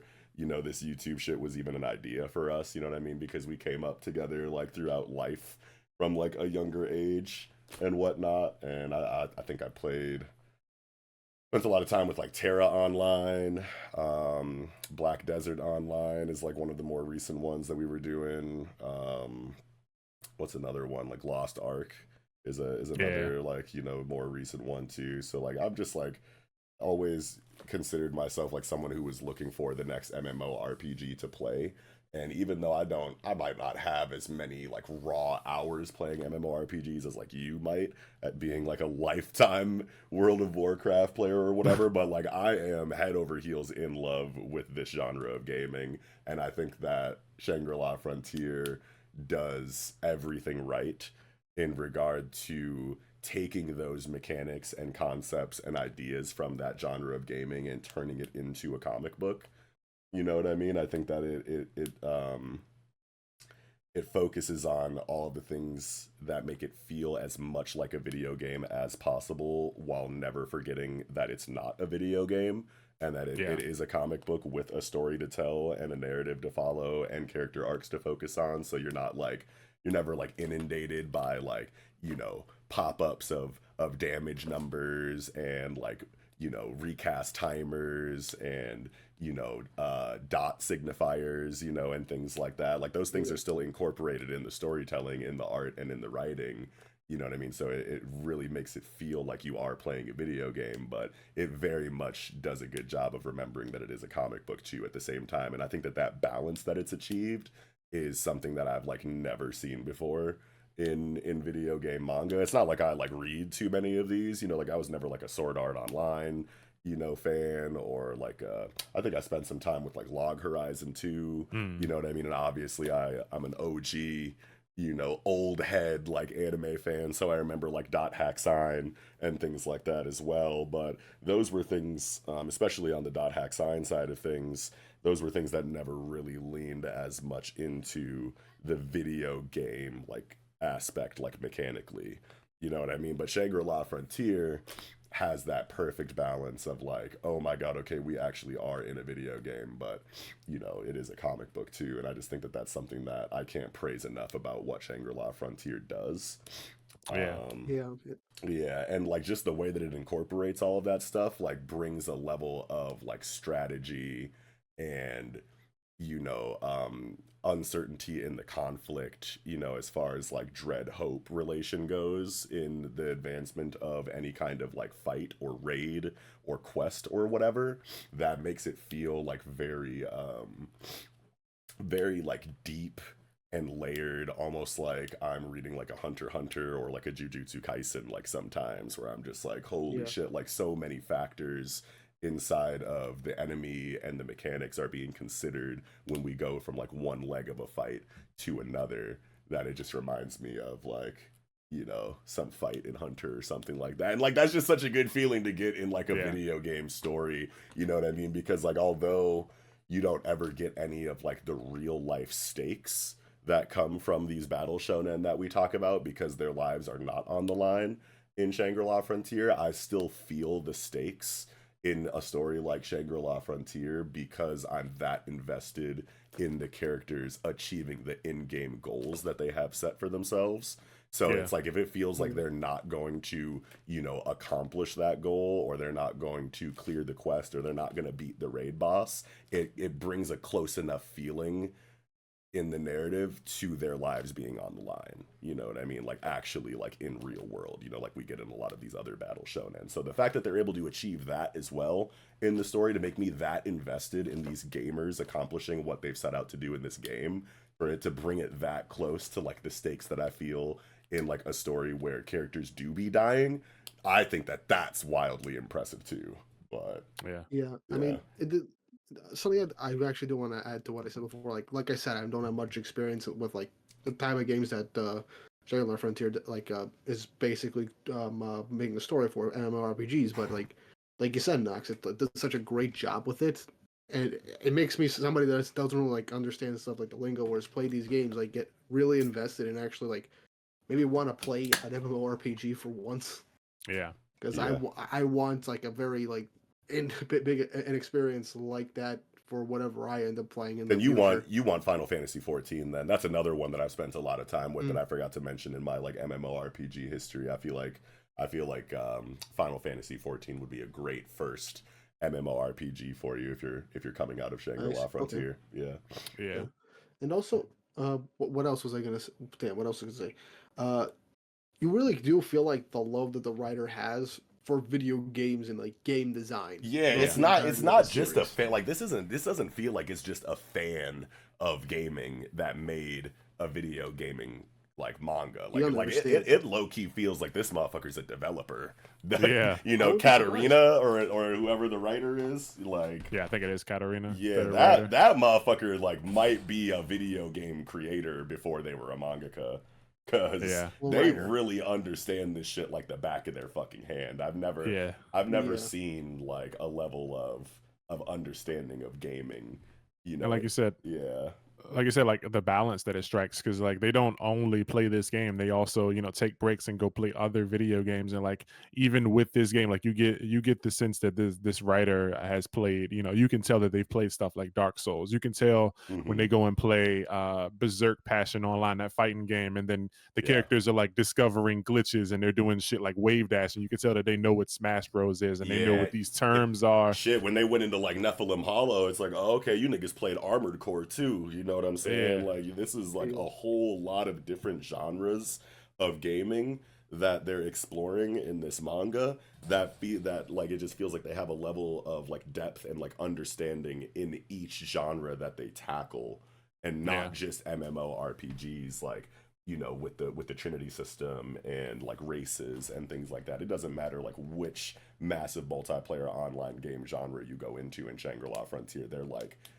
frighteningly adept at all of these games that they're Yeah. incorporating into the story, and that's just I fucking wouldn't mind blowing, dude. I wouldn't be surprised if Katarina is actually the one guy who truly does have an uncle that works at Nintendo. Yeah, like people always joke about that shit, but like they Yeah. know so much, and like they're able to tell a story with all of the inner and outer workings. Like we got a fucking fighting game tournament where like there's sponsorships and fucking announcers and shit, and people watching the show live and on TV, and then we got like the point of view from the developers, and then you got message boards and stuff. It's like they didn't just make a series and make it a fantasy story and call it a video game and slap damage numbers on the screen. Like there's a lot that goes into it. And fucking Sunraku's like fucking pulling out different things from his inventory mid fight and stuff. And there's a lot of thought going into these battles, especially a battle like Katarnet where it's like Oh fucking they man. barely won that by the skin of their teeth. And it's like this, being the type of player that Sunraku is, like they challenged this fight. I want to say definitely under prepared. Like with the 8 tentacles, it's clear that like it was intended to be done IMO with more than 8 people. A raid is Yeah. done usually you got like 10, 25 people or something in MMOs that I've played. And it's like you fighting Katarna with 8 players, he perfectly has enough tentacles to counter each weapon. But if you would have brought 10 people, then he only got 8 tentacles. So those other 2 people would be free to fire on him while he's locked up doing, one of the 8 different weapons. But then even when they beat him, they found out that there was even more conditions, and like if they would have done something else, he would have had more blocking ability. He would have had more abilities based on the blockers that were defeated and stuff like Right, that. So it's right. like they beat it, Would but have it been could have been impossible. harder. Yeah, and no matter Yeah. like how close they come to defeat, whenever they do eventually win, enough has been thought about the conditions for victory and how that's going to be implemented in the storytelling to where it can be by the skin of their teeth, but it always feels great narratively and mechanically for the rules that we understand inside of Shangri-La Frontier that have been established, to where it doesn't feel like they had to win because they're the protagonist. Like they effectively took advantage of all of the areas of the game necessary to pull out that W, and it was delivered in a narratively satisfying way every single time. Like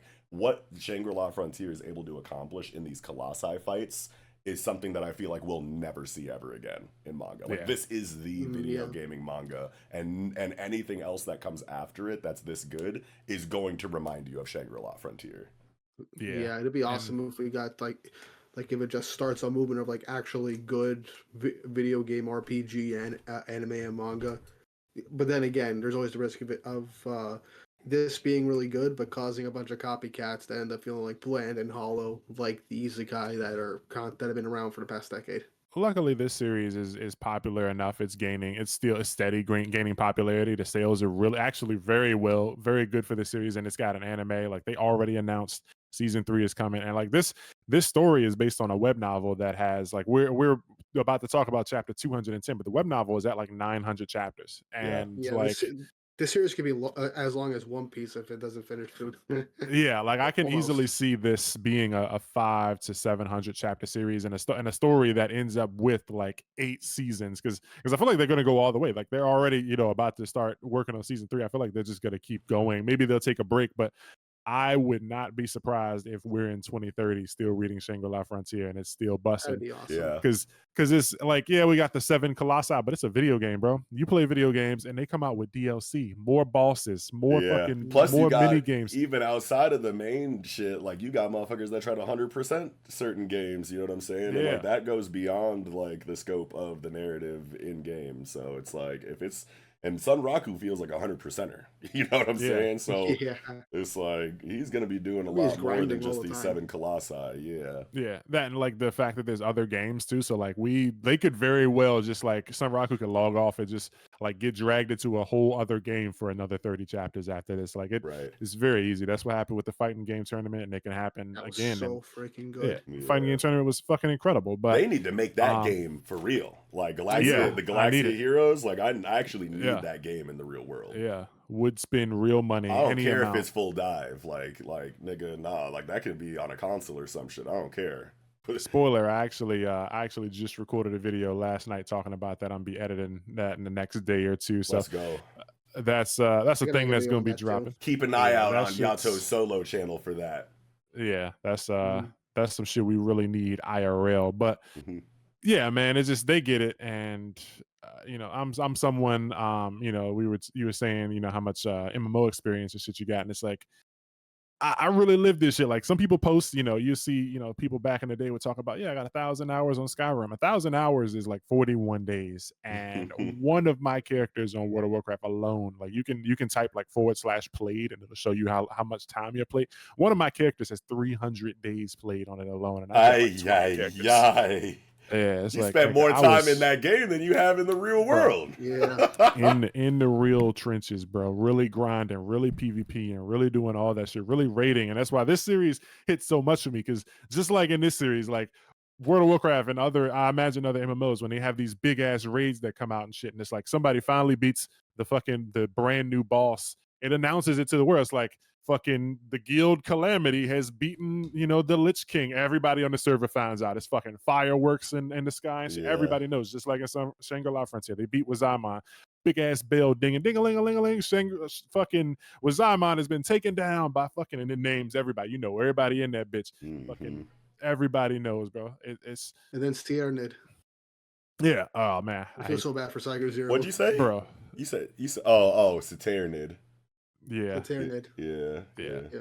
It's I feel so bad for I think Cyger it's Katarnid. I think that's how how I've you been pronounce saying it. Yeah, because That's it's how I've like been saying it. it feels like more in line with like a Cthulhu. You know what I mean? Yeah, Like, yeah. Yeah. So that's at least what feels like the best to me. But I was just caught off guard by that pronunciation for a second. It probably doesn't matter how you pronounce it, but Yeah, it's in the past now, baby. yeah, because we moving on. We got Kyogoku on the Yeah. scene. Are we ready to talk about the actual chapter itself now? Or Yes, let's I think let's so, get on yeah. to the actual chapter. Yeah, so I guess I'll There's a long take segment. I'll jump on it. So yeah, we got this brand new character, Kyogoku, Fox. What is that? What do they call him? Like Kion no Kitsune. Mini or something? Is that a Kitsune? Is that what she is? I don't know. I don't know. Fox character, yeah. Whenever I see like Fox aesthetic in manga, my mind just immediately goes to Kitsune.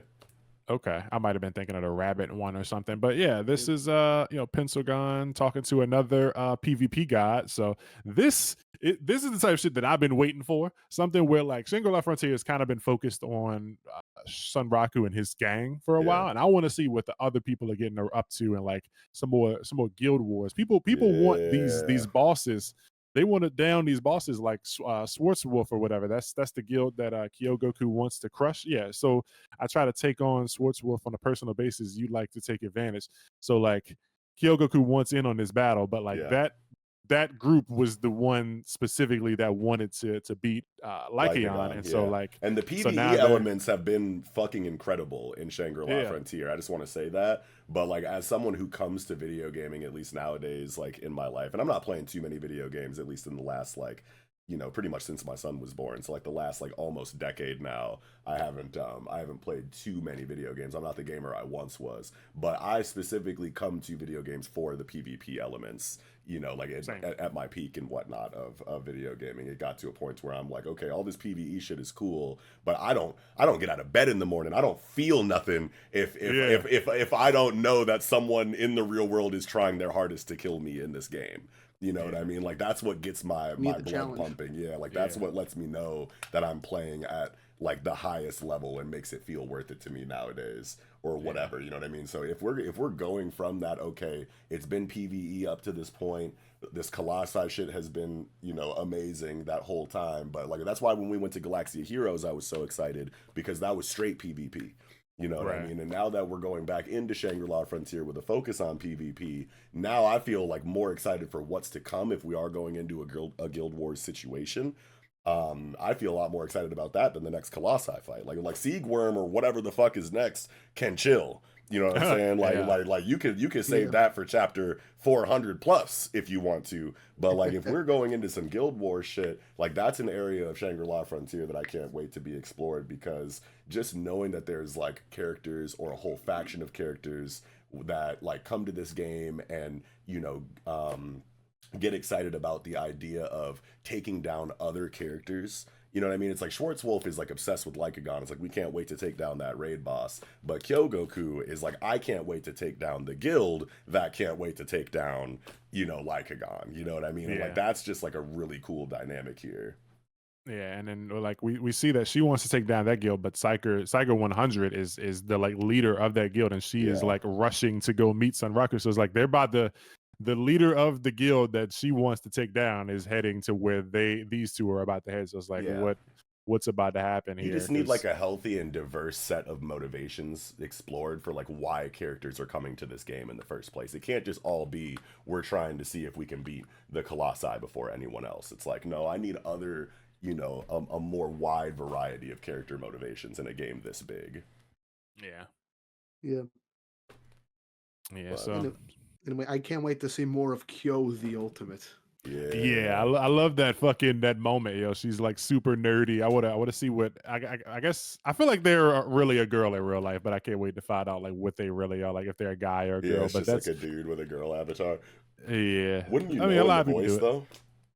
I mean, but Yeah, like, yeah, it but would be in the voice because Because remember you got that one like I don't know, I think it was like some like small girl avatar that's a yeah, part the of head like of the lore clan or something library. like that. Yeah, yeah, the library like head or whatever, and she's just like this little ass girl, but then her voice is just like some middle-aged plumber from New York or some shit. Yeah, I wonder actually, yeah, now I'm curious what his wife looks like in this game. Mm, yeah. I was gonna say it doesn't really matter since Pencilgon knows Kyogoku or whatever, so they wouldn't be like, oh, it sounds like a guy. yeah. But like, they clearly know each other, so she wouldn't have that kind of like thought. But she does say here, kind of think of it when we were both part of a Shurikai, she suggested rating Schwarzwolf. So sounds like it is a girl because otherwise she would go like, this is a dude or he, but she's referred to Kyogoku as a she every time. So yeah. Mm. So that's even cooler because we already have a female character that's actually a guy with Akane Akitsu. So this is cool. Fucking super strong. Another super strong. This series is just filled with fucking powerful women players. Like all the girls are just buff. We got Saiga 0, Saiga 100, Pitsu God, fucking Kyogoku is 104. And just can't wait to body somebody, put her foot on somebody's neck. I'm ready, baby. Yeah. Show me what you got. Give me all of that. Yeah, And the character design for Kyogoku is fucking insane, dude. Like, Yeah. holy Really shit. cool. yeah, beautiful. Fucking Akane Akitsu, too, is another one that's just like, she's like female Sunraku, basically. yeah, got Yeah. that ninja vibe, that Mhm. Naruto fucking Toriko. I think I love the bit. oh, Keep go going. ahead. Sorry. No, I was just gonna say I think the artist actually drew like some fan art with Akane Akitsu and Toriko like next to each other or something. Oh, shit. Yeah. Interesting. But I do like the little bit where I kind of get to when she's around other people will always have her mask on because apparently she gave her actual face in the game. So Yeah. that's gonna pop up at some point. Yeah, but I mean that's a guy, but like I wonder maybe their thing is like they're worried that people are gonna be like, bro, you made a girl character, or like Yeah, maybe they're famous or something too, kind of like Raku and don't want people to like fucking harass them or something. maybe But that's possible. yeah, can't wait to see what happens. They're discussing all this stuff. They want to join Wolfgang, but Pensugon's worried. Maybe they're probably a bit fucking battle hungry, a little too much. Especially I think didn't Pensugon, she said she kind of quit PvP or something. I I don't think know it's if it because was. nobody wanted the PvP or some shit, or maybe she didn't get a good challenge or something. Yeah, I think at some point she definitely mentioned it, but there's a lot of interesting stuff that gets mentioned in this chapter, like the teleport gate. And that's an item, a very high, rare end, very rare, valuable high end magic that only a handful of NPCs and players know. But Kyogoku asked for a favor and managed to use it to teleport from some survival area. So there's like a new continent in the new land, and it's kind of like a survival game type of deal. We might go there soon. That'd be dope. And have Mhm. Kyogoku as our like fucking our guide. But I feel like this bit of like inner monologue is gonna come back later because Pentagon is thinking about this like teleport gate, and she's like, how does she pay it back?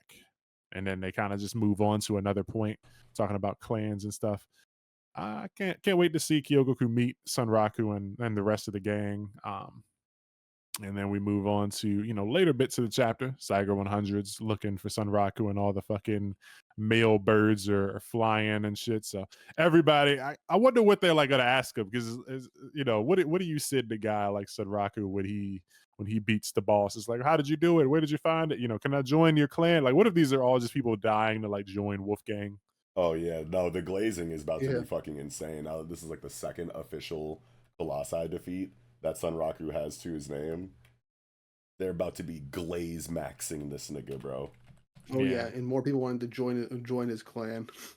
Yeah, they're gonna be like, Yeah. please, man, let me join because you guys are beating all the bosses. Like, of course you want to join the guild that's beating all the This bosses is in the the game. level of notoriety that every MMORPG player hopes to achieve when they start Oh the yeah, Yeah, game.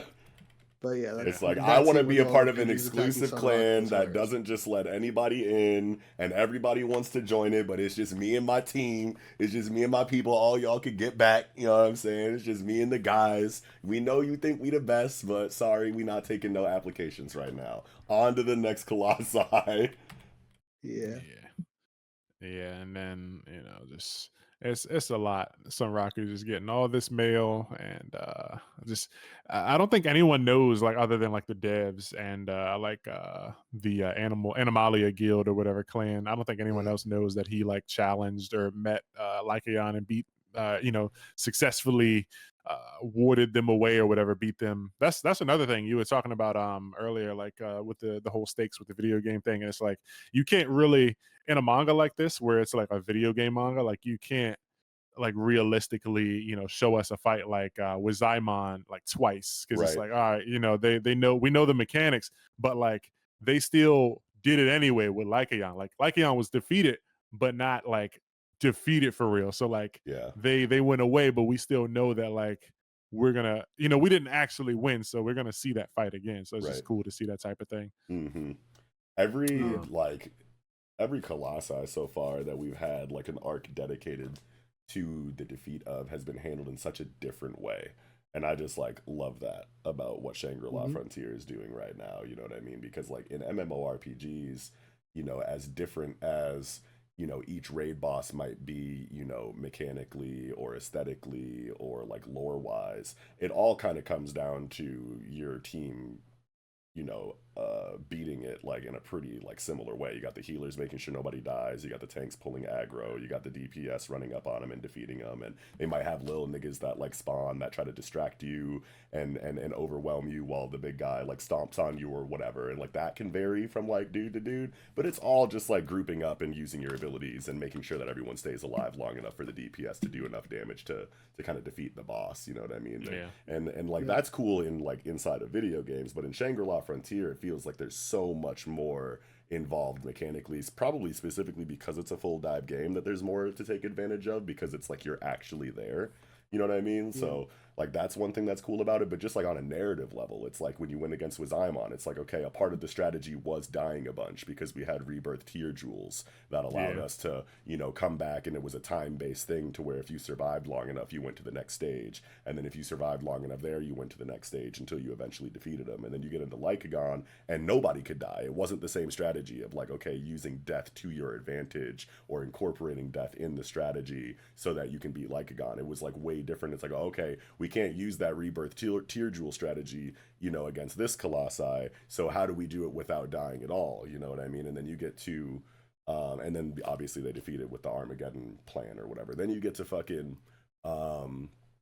Katarnid, and it was another situation to where like death wasn't a part of the strategy. Nobody could die, not even the NPCs that you brought in. And you also had NPCs there that you were trying to keep alive. So that's what made it different too. But then also it's like the Armageddon plan didn't fucking work that time. You know what I mean? And there was more that you had to do afterwards. So everything just feels like so different, you know, from Colossi to Colossi. And I appreciate that so much in SLF.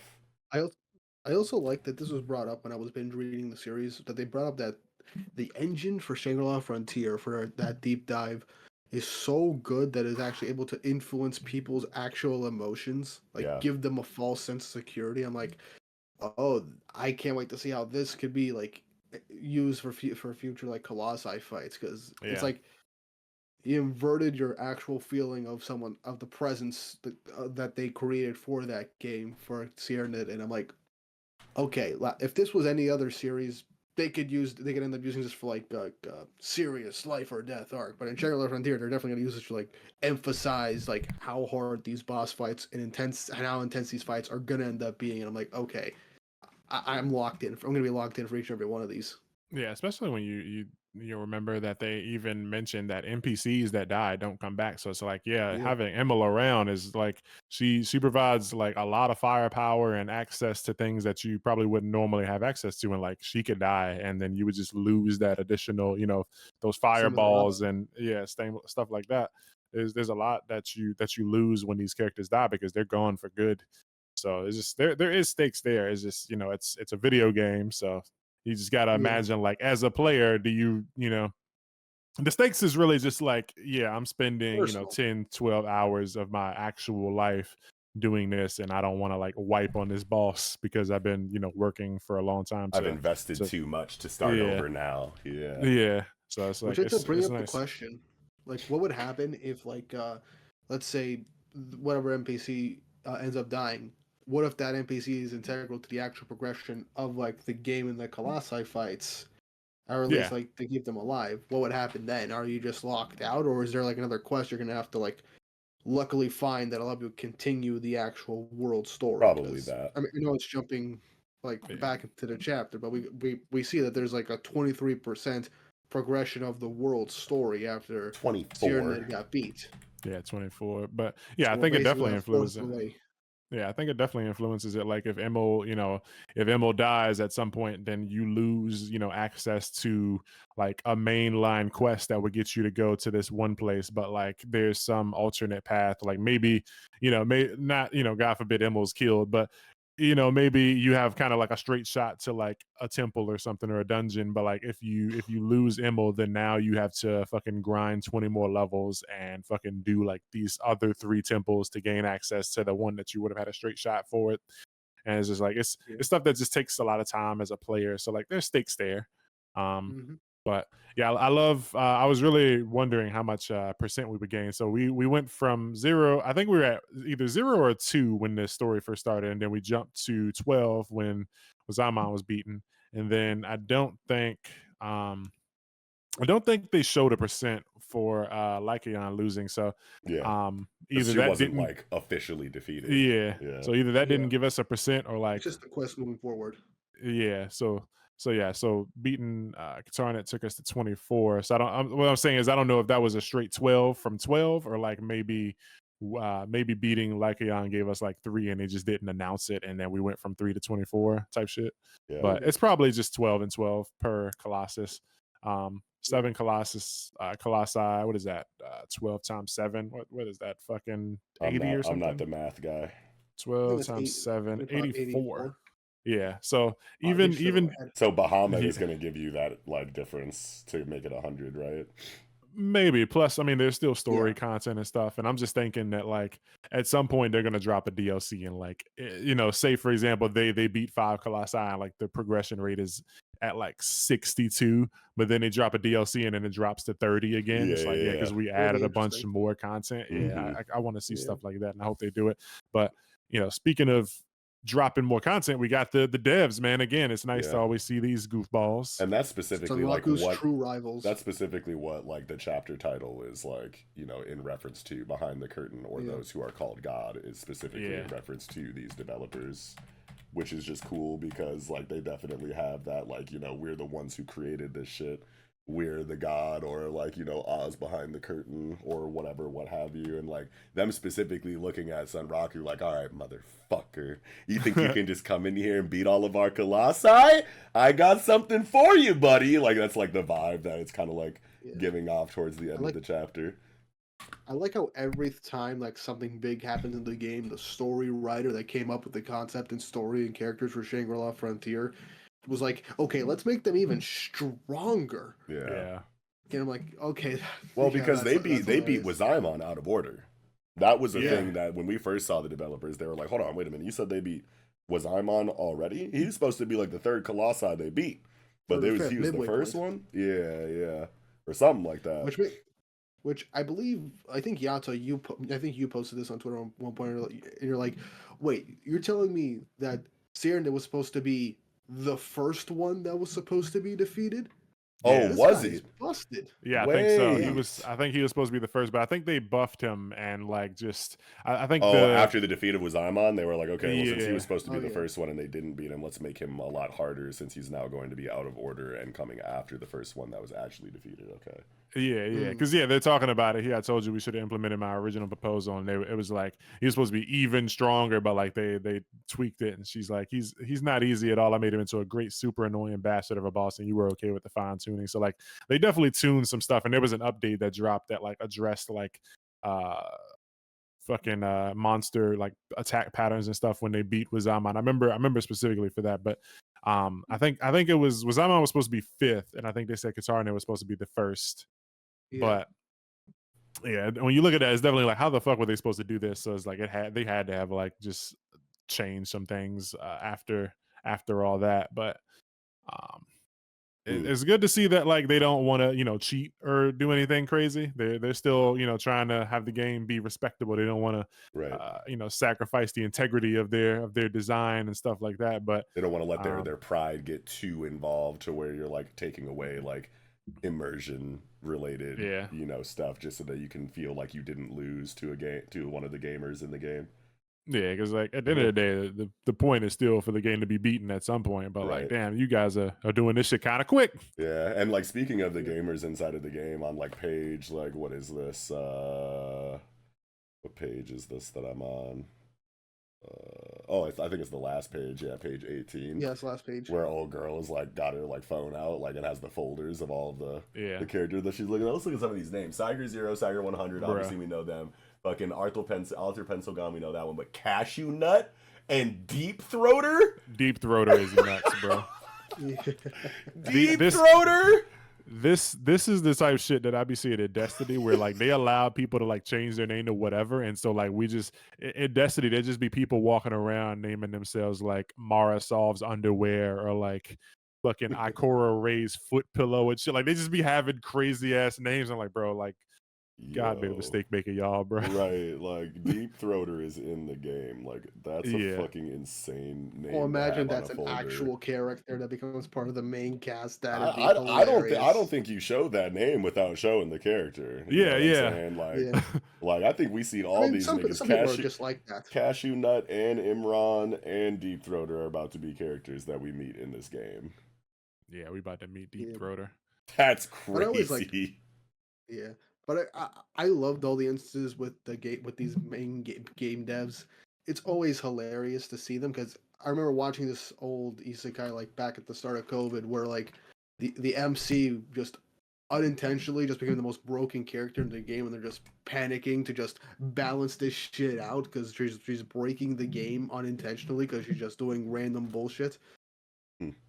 This feels like a more realistic take on this. Like, okay, we have to like fix things slightly so we don't mess up the game, and we got to keep an eye on these characters to see how they're gonna affect the game going forward and how we're gonna like keep things balanced.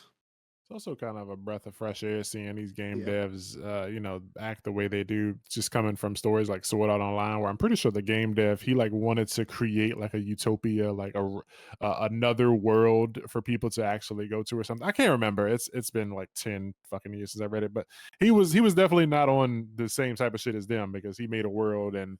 I'm pretty sure he's the one that said it so nobody could log out and people dying in the game caused them to die in real life. So he was a son of a bitch. Um, but these guys, they're fun, man. They're the one dude. His wife cuts up his hot dogs and makes them into little octopuses, and he's got his stomach medicine and shit because they keep fucking elbow dropping him in the ribs. Yeah, bro be So And he found shitting. some off the dark web. That nigga's yeah, Fish bowels are website. fucked. yeah. But Yeah. these guys are fun and like just more character names. So like we got the deep throater and the cashew nut, but even the other I don't know these guys' names, but like the one that's not at the desk mentions the kid boss and your damn family, and they're talking about how the kid boss wants you to leak some information, and she says like I put some data in the orchestra. That's half of the name of one of there's one of the colossi's name is like Orchestra of the Dead Knight or something like that. I forget the full name, but it's orchestra something. So it's like she puts some information about the one of the colossi and she's gonna give him a glimpse. And then Kid Boss, no, that was already that. But the other one, her family. So it sounds like her family plays this game, and like her granddad, later talks about if Sun Raku plays his cards right, maybe he can aim for my granddad's Kyojuro. There's so many like this chapter has a fucking ton of words and quotes. It's Hmm. like you have the whole quote where it's like God may watch over everybody, but he doesn't love everybody. And then you got the fucking quotes with Kid Boss and your damn family and orchestra and fucking Kyojuro. If it was a month ago, would it be Leviathan? Maybe like so many things are being hinted at in this chapter that we're going to be finding out about. Plus the things from before with Kyogoku and like the portal thing that's Pentagon was asking about, and this chapter is setting up a fucking lot. Yeah. We mentioned the new land, and we finally met a character who exceeded the level cap, and big PvP stuff. Just ton of shit in this chapter, man. I can't wait to see where it goes, and just every week is just they do a lot of cool stuff, and Yeah. now we got way more character names. Like I have no clue what they're going to do next week. No idea. It's gonna be so much fun. I can't wait. Yeah, so much fun. I'm And so like, happy this shit is on the show now, man. Like I love Galaxius, but like, and I love where Galaxius is going story wise. Like obviously I'm going to keep on reading it. But like Yeah. if it comes to like, if the choice is between talking about Galaxius every 2 weeks or talking about Shangri-La Frontier every week, like it's obvious that we have to do this. Like Yeah, that's fair. yeah, like Yeah. this is gonna give us straight heat every week to talk about. Yeah. So Yeah. yeah, I mean, no worries yeah. about half chapters and shit like that. right. Galax is still gonna be there. Yeah. Yeah. I mean, we're gonna still read it, but there just ain't enough. I still cover it. This town ain't big enough for the two of us, type shit. Yeah. Type shit. But yeah, this is a good chapter, and they talked about a lot. Fucking mentioned Vash's fucking bonus scenario, Lycaon, just Sunraku triggering the mark at level 18. Just Sunraku's just that gamer, man. And Yeah. that's just I think I got into Shangri-La Frontier because you guys were talking about it on Project Manga too. And it like I don't think normally I jump into stories that are like either isekai or gaming stuff. Like I'll give them a shot, but like I think the thing that really sold me was Sunraku having a bird mask and no clothes because I was like, bro, that's how I be playing games. Like I Yeah. take my clothes off and throw like That's canon. Yeah, like I throw a jack-o'-lantern on my head, take my shirt off, and just run into PvP and just be fighting people looking stupid as hell. I was like, bro, this dude is literally me. Yeah, and it's like it's giving and obviously Shangri-La Frontier came out long before Elden Ring, but like it's giving like let me solo her, you Oh know what yeah. I'm That's what I've saying? been Like hearing ever type since the shit. anime first started. Huh? No, I've been hearing that ever since the anime first started. People comparing Sunraku to like that. Yeah, Yeah. let me solo her. Yeah, no, definitely. That nigga probably read Shangri-La Frontier. Yeah, I would hope That'd be so. awesome. That'd be funny. Yeah. They need to put a fucking, if they ever make a second one, they need to put a Sunraku mask in there. Yeah. Oh, that'd Yo, be let's great. Pretty sure people already go. made mods. Oh yeah, Probably, we should yeah. look for that. A Sunraku mod, Elden Ring. That'd be dope. Yeah. I feel But bad. I feel bad for anybody that dropped Shangri-La Frontier at the beginning. So Who much the stuff has fuck would do happened. that? I've seen there, people say that they just couldn't keep watching after like the training section with Emil and like before the Weathermon fight. I'm like, okay, you guys dropped it right before Katsu and the Weathermon fight, and I'm like, Yeah, that's if you that guys one got to that meme. point, you would have been locked in. That's that yeah. meme where like the nigga got the pickaxe and he's like trying to look for diamonds and he gives up like right before the huge deposit of diamonds behind like the thin layer of rocks. Yeah. Yeah. Yeah, that goes back to like my whole like difference between different series from different magazines. Like Shangri-La Frontier took its time, and I feel like people that like dropped it too early are like used to getting like the main big stuff like earlier on Instant at the start of the gratification series. type shit. Yeah, like instant gratification for the most part. So I feel like a series like Shangri-La and even Ranger Reject, people will just need like to go back and like a more of a binge to like really like enjoy it, to really like understand why people are enjoying it. Like, okay, I dropped this too soon. Yeah, I think if you read about 30 chapters of Shangri-La Frontier, then you love it. If you dropped it Yeah, before then, then I think it's more so maybe with the anime. yeah, the anime is doing a very good job. I It's enjoy the doing a good anime. job. I do have to admit, like I did stop Shangri-La Frontier like right before they started the Weathermon fight when it was going weekly. Oh, so you were With that, one of them niggas. it was more so that I was watching a lot of stuff and that just fell to the wayside. I was like, you know what? Look, I just saved that for like a binge read, but I'm going to binge watch by the time the first core ended. I'm And that was screaming. right in the middle of the Weathermon fight, so I just binge watched that and just kept watching it weekly Oh, there until I you go. decided to get to the manga. Yeah. We here now though. The manga better. Like the art in the Shangri-La Frontier manga, I've said this a couple times. I don't know if it, obviously not on this show because we just started covering it now, but I remember back in the Project Manga days, I would comment regularly about how like when Ryosuke Fuji gets in his bag, the art reminds me a lot of like Yusuke Murata in One Punch Man.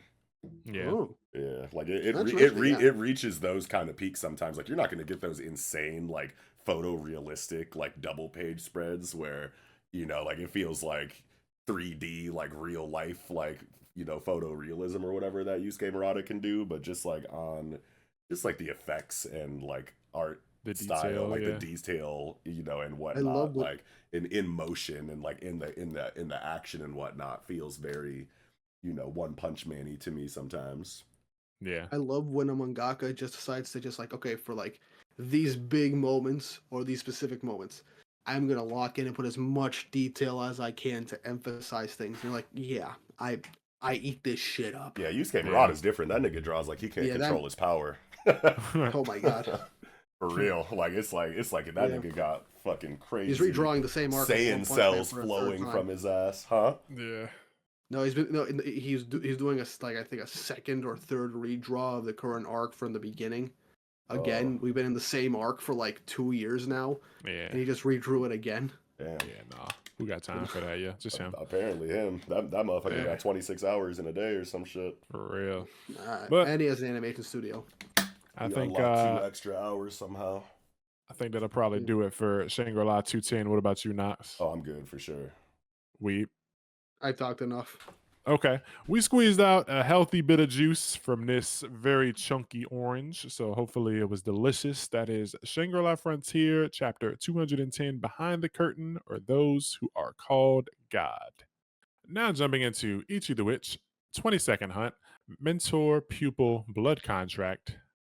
Gotta say, beautiful cover page. Was not expecting it. Normally, you get like some kind of news. I think on Twitter, a lot of the fucking Twitter news accounts will blast you and let you know there's going to be a color page. I had not seen any kind of announcement, so this was a This one welcome came out of surprise. nowhere, yeah. It's Yeah. fucking gas. Yeah, I love the colors on this. It's kind of like a very like pastel like color story, but like almost like on the vaporwave side of things as far as like the specific color choices. Like I feel like I'm looking at like some barber beats or something like that. Like very like you know the aesthetic that you see with the those cups that have those Yeah, that's what I was like about to say.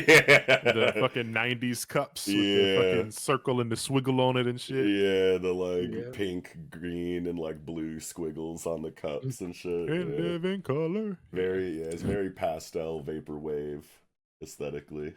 Love it. Yeah. Nice color page with Ichi and Discaris, our queen, in front of all the shit with Jiki Shirone in the background. So yeah, jumping into the chapter. Ichi, I want you to be family with me. So huge for Discaris and Ichi, giving him a family and making him sign a contract or whatever, telling them, you get to be my family, you get to have a home, something that you never had and stuff. This chapter did a lot for Discaris' character, but of course you always gotta have the jokey jokes where she's like, "Yep, and now you're gonna be fucking making breakfast for me every day," and you gotta do, gotta have her fucking her gags where she's above everybody or whatever, and the strongest and the best. And with this, Yeah. you're officially my dog, and she runs off laughing. And I'm a huge Yeah, that fan was of perfect. like I'm a huge fan of like the found family trope, like Yeah. specifically. So it's just cool to have like an in-universe concept dedicated to that trope. I just think that that's like cool how it's like, hey man, like it was already a found family situation, but like this is like you're actually going to become a part of my family like biologically now via this blood contract magic, and that's just like Yeah. really good feeling. Like, and she does turn it into a joke afterwards, but then she goes to like, Marigold, right? The Yeah. leader of the Mantonel Witches Association. Yeah, she pulls up on her and it's like, nah, like as funny as I made that at the end and like, kind of like trolled Ichi with that shit, like this shit actually does mean a lot to me. Like I'm not just gonna be like I love her dialogue when she's talking to her about it. It's like I don't want to be some crappy adult who dumps the world's problems on a kid's shoulder and then kicks back and relaxes in the peace that their sacrifice creates. Like that was so well written for me. I love that. Yeah. Like that's my Yeah. favorite panel in the entire chapter. It feels like calling out a bunch of different series for doing that stuff. Yeah, kinda, right? Yeah, and it also just like people weren't very pleased with like the whole like main character dies prophecy or whatever, but like to add another character into that, it means a lot more to like rope in like the main character is always people's favorites usually, but then the second favorite or probably the favorite character also is getting roped into this prophecy, so it's like something it means more Yeah. that Yeah. Discaris is also like willing to put her life on the line, not just like in combat, but like even if Ichi is just to be fucking killed by accident, like she's also gonna die. She's really like backing this kid like Yeah. 110% with her full support And and giving him a family. there's just something that's so cool about, the prophecy being like this is how things are going to go, like this is what fate has planned for you. You're just gonna have to like, see what you can do about it once you cross that bridge kind of thing. And for a character to outside of that to go like, no, I'm going to try to like, specifically and intentionally try to interfere with that thread of fate myself and see what I can do about it is just like a really cool feeling to get in the story too, because a lot of it is historically it's just been some kind of like Jesus take the wheel shit, you know what I mean, like see what happens like as we get to that point where the prophecy is going to be fulfilled. But and like people try their best to like in stories to like kind of like prevent the bad thing from happening or whatever what have you, but Descar is like going out of her way to be like, this is how I'm directly going to interfere with that, and we'll see what fate has, in store for me as well. I'm a part of this shit now too. Just like feels really cool right here. Yeah. And it still shows that she also kind of feels guilty for, like she says, at the end of the day, I dragged you away from your mountain home. And not only that, I will continue to make you fight against tons of monsters. I'm essentially sending you off to your death. Like Yeah. your will and death wish, like all that shit is already signed and dotted. It just the day is what we don't know. So Yeah, just very Yeah. self-aware of like her role in the crazy life Grand scheme. that in the grand scheme of things, and just like the life that she has created for Ichi. Like Ichi definitely stepped in to acquire, to deal with the Uroro situation of his own volition. but like after the fact, you know what I mean? Like Descaris is like, all right, well, you're coming with me, and this is your life now, you know what I'm saying? So she's like taking responsibility for that, and you just get like this really cool, wholesome character moment for Descaris, kind of like, you know, you get the trolly funny shit, but then like sandwiched in between that before and after is like very serious, like wholesome Descaris like character stuff, and I love that about this chapter. Yeah. Yeah. I wonder Also, how Kamugi much. is still in the trio, so that's good too. Oh Mm-hmm. yeah, I feel like Kamuga is always going to be part of the gang. Yeah. But I do, I really do end up. This really makes me think that Discaris is probably going to end up being one of those mentors that people will talk about as like some of the best in Shonen. Oh yeah, I think she has what it takes to be there, and like as long as this story continues going the way it does, and you know we get about 100 chapters and we get an anime, I think this is definitely gonna be one of the ones where like she's gonna be in those fucking best shonen sensei videos that people make in 5 years down the line or whatever. Oh, Because especially once Yeah, the training arcs start coming in. She said she's about to I train lo- him up and make him someone that can fuck the god hater magic or the world hater magic up or whatever. Like those yeah, oh that yeah, training shit is gonna be real good. It's gonna give Bisky, it's gonna Hmm. give, you know, from Hunter x Hunter, it's gonna give Genkai, you know, from Yu Yu Hakusho. It's gonna have all of that shit in between, Jiraiya, et cetera, et cetera. Like we're gonna be feeling a lot of that shit coming from Descaris in the coming arcs here, and I cannot wait for that. Question that I had for this chapter though is where it talks about how should the pupil die, the mentor will lose their life as well. And before I got to this page, you know, I was thinking about how like, oh man, if she's going into like a sensei mentor role, does that mean that like Descaris is like going to die at some point in the story before it's over? Like, is she gonna go out like, you know, like a Jiraiya or you know, like something similar or something like that? But then you know, it got to that part, and I'm like, okay, well, if they're linked in that way, maybe she does make it to the end. But then the wording specifically on that narration is that should the pupil die, the mentor will lose their life as well. So that's in the case that Ichi dies. yeah, But like, yeah, that can happen too. is the reverse also true?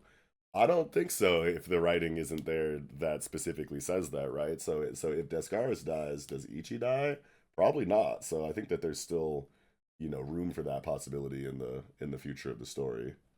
yeah. Yeah, I don't think like right now I don't think so, but like there has to be more that comes with making these type of contracts. Otherwise, why would someone do it other Right. than like, yeah, I can sign your permission slip so you can go on a field trip or whatever. So Yeah. it's like, what is she getting out of making Ichi, like what was she if Ichi dies, then it's fucking GG's, like she dies, but like what is she getting out of it? Like or what would witches normally get out of a deal like this back in the day is what I want to know. I guess Um like the you the can't say servitude. no to me servitude. Yeah. Yeah.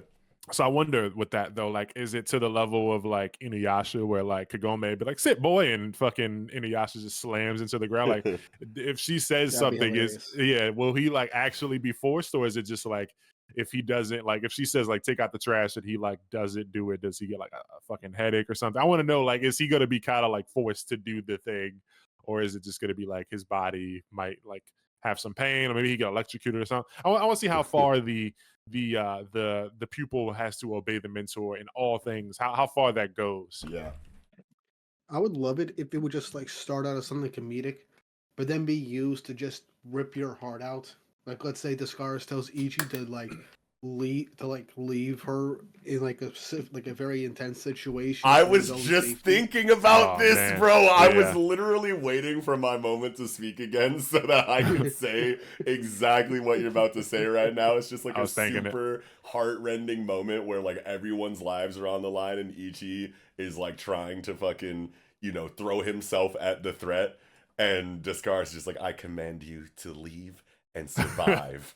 You know? And then she just gets Yeah. like chomped by like a dinosaur magic or some shit as he like Or the world hater, man. or the world hater, yeah. Something, yeah, Yeah. just something, or like just I could just see it being like maybe she isn't even there. Like it's like she's talking to maybe Ichi's on like a solo mission and like a village is about to be like killed, but it's too risky. Like there's nothing we could do. Ichi feels like he could do something anyway, and like maybe Discaris isn't there, but she's talking to him through a mirror, and she's like, you gotta give up on those people, and he's like, no, but I can help them. And it's like, leave Ichi. It's like he's fucking forced. He's No. dragged away by the magic contract or whatever. That would Is be a it that would could be a crazy point of conflict in their characters too. If like Ichi is like out on his own, like and is trying to like do some altruistic, like I'll save everybody's life and beat the magic shit, but it's just not possible. And like Descaris like forces him with this contract to like choose a more utilitarian route. And then Ichi gets like leaves the situation and like civilians die or something like that because there is no way to defeat the magic and save Yeah. everybody. He gets back to the crib like, why the fuck would you make me do that? I could have done this, I could have done that. They could really get to some crazy character stuff between them as like a point of conflict between the two if they really wanted to. I'm thinking about that situation now. Like I kind of want to see what that looks like between Yeah. those two. Like when are they going to actually like butt heads for real in like not a comedic way, but in like a serious character related way? Yeah, because I mean, she still hasn't told him about her brother that she had that got killed or whatever. So it's like that type of thing could come up where it's like he's yelling at her and he's pissed because of like a choice that she forced him to make. Right. Like she forced a choice on him. It's like, why would you do that? Like blah blah blah. I know, like, maybe he yells at her and it's like, you just did that because if I die, you'll die. Like you're being selfish or some shit. And it's like, well, I also had a brother who you remind me of, and he died too. He was just like you, type shit. And it's like, oh man, now Ichi's feeling bad because like he didn't know she had family that was super murdered and shit. So there's a lot of places Super it can go with that. murdered. Yeah, there's a lot of Mhm. places it can go with that, and it's just like obviously they said that this is like an old magic thing that nobody does anymore, and like the way she goes in her room, it just looks like it feels like they were talking about like the prophecy or whatever, and she left. Like she obviously didn't feel good about it. She came back, didn't say anything, just showed her chest, and was like, "Damn, man, like you did it, bro. Like we told you, like all of us know that dude is gonna die. Like you really believe you can like do something about it. Like Yeah, you really she locked can your because fate. she's the strongest in history. Yeah, the goat The goats. The Mitsu. self-proclaimed goats. Yeah, but banger chapter, banger lines, and Finale. just yeah, fun moments, and now we're family. I didn't know she knew how to look like that, and yeah, we got a new prophecy. So end of the chapter. Here we go. We wait, what is this? Good morning, new prophecy. Ichi and Kamugi are like eating sandwiches. Kamugi is like drooling because she's wanting to get some of They're this. already the best of friends. I love it. Yeah, I love these two. And so Jiki Shirone is worn out. If so, wait, Jiki Shirone herself is so worn out from so many prophecies in a row that she's taking a vacation. So, and Ichi's like, magics can get tired. So he's the body that she was in or whatever. So there's the end of this chapter. But I just wanted to also mention the whole Jiki Shirone being worn out before we talk about it. But yeah, so What's up with prophecy. dude ass at the? Oh, we're done the prophecy. Oh, okay, I okay. mean, the prophecy leads to that. So the prophecy says that, like, in another land, you'll meet a companion, a stalwart companion who will fight beside you. So we jump into this last page, and this fucking frog magic has been ripped in half, and it's begging for its life, while this guy, in quotes, is holding it up to a tree. So Yeah, is that a dude? I don't know. Has a build similar, but we Yeah, can't be too sure. could just be a so boobless chick though. so there was an editor note that wasn't in the chapter, and a bunch of people were talking about it, and they do say a man. Oh, okay. Trying to see if I Oh, can find it, but the editor note does say something about a man. I'm gonna just look for it while I talk. So But hold on, this man then is trying to find out how to acquire a magic. So we got another dude witch in the story. Is that what this is maybe. saying? I think I don't remember what I don't remember. I don't remember if it was ever said, but maybe the reason why it's only women is because like there's no real way for like a man in the series to like be able to handle the power. So maybe it's somebody else similar to Ichi, where his like body is like been perfectly toned and to be able to handle having the powers of a magic. so they said it was something like only women have the aptitude or whatever. Yeah, here it Mm. is. In this new land of adventure, a man who tramples slash crushes magic appears. So the way I think is going is that this is a guy who heard about Ichi and went, dudes can be witches now? Okay, let me go and figure out what the fuck I gotta do. Beat the fuck. Like there's someone who is incredibly strong and they heard about Ichi, the first male witch, and figured that maybe something changed in the world, or maybe there's some way to do it, and he's just trying to brute force his way to like becoming a witch by just beating the fuck out of like magics, even though he doesn't have like whatever the power system is. But this person does have these items that look like magic weapons, like the gauntlets or whatever, the wrist guards and the leg things. So it's like these could be magical items, but I think they also said that only women could use them because like it requires mana to power magic to power them or something. So this is a really interesting situation here. Hmm. And so like my thought is like I said, I think it's a guy, like a musclehead bro, and maybe it's like a dude he's hoping to acquire magic, thinking that like if he finds, if he figures out the trick, the glitch or whatever, maybe Ichi was a glitch in the system. If he figures out what happened, then maybe he can get a magic. And I'm thinking that like he'll tag along with Ichi, but his goal is always to like one up Ichi and whatever, and like try to beat the magic that they encounter, and he becomes the like guy who gets it. But like it becomes like an ongoing gag where like he always beats the shit out of a magic, but he could never become a witch. And like And Ichi never gets the actually power. acquire it. Yeah. Yeah. Oh And he's shit. just like, bro, like it should have been me. Like I'm the one that beat the shit out of that thing. Why are you getting all the power? Like it's just like a running gag or whatever. I love that. Hmm. There's also, like I said, the fact that Jiki Shirone was tired. So maybe like the prophecy isn't like 100% accurate, and like they go there and it's like this Or it's not person. complete. Yeah, like it's not complete, or it's just like not accurate. Maybe she was like half asleep when she wrote it, and it's like she didn't mean to say companion or something, and they go here expecting, like they get here and they're like, hey, you're supposed to be our friend, and like get the fuck out of my face, yeah. He's not a companion at all. He's like an enemy or something, or like a rival. And Jiki Shirode just kind of flubbed it on the prophecy letter. Huh. There's a lot of ways it can go, and then a lot of people think that it might be, like I said, a girl that's just buff or whatever, because they did show off kind of when Ichi first got brought to Mangonel, they did show a female like witch who kind of looked like a guy. She had like the buzz cut and muscles and shit. So I think this Yeah. is definitely a dude. Maybe. Actually, now that I'm looking, because somebody sent me the picture from that page when they first showed us when Ichi first went to the school and they showed all those witches. We're like, we see Toga Ice in here. Well, y'all gotta look at this again, actually, because now that I'm seeing it, fucking Jiki Shirone was in here too. So she was shown in like chapter 4. So they show all these witches and Jiki Shirone is there, and then they got the fucking rugged looking male, female witch or whatever. Yeah, I don't know. This is definitely one of those chapters where manga could usually drop this type of thing and then go on break next week. So you just like wonder for 2 weeks, like, is it a guy and what's his deal type thing? Hmm. Luckily, it doesn't look like we're gonna be waiting an extra week. We'll Yeah. find out next week. Design is crazy, even though we don't even see bro's face. It looks like he got some freckles going on though. Freckles, yeah, I can see that. Unless maybe it's blood, but It could be I blood could dig. splatter, but like just the Yeah, positioning of that just like seems like it's really close to like under the eye, which is yeah, where I can dig freckles it. usually go.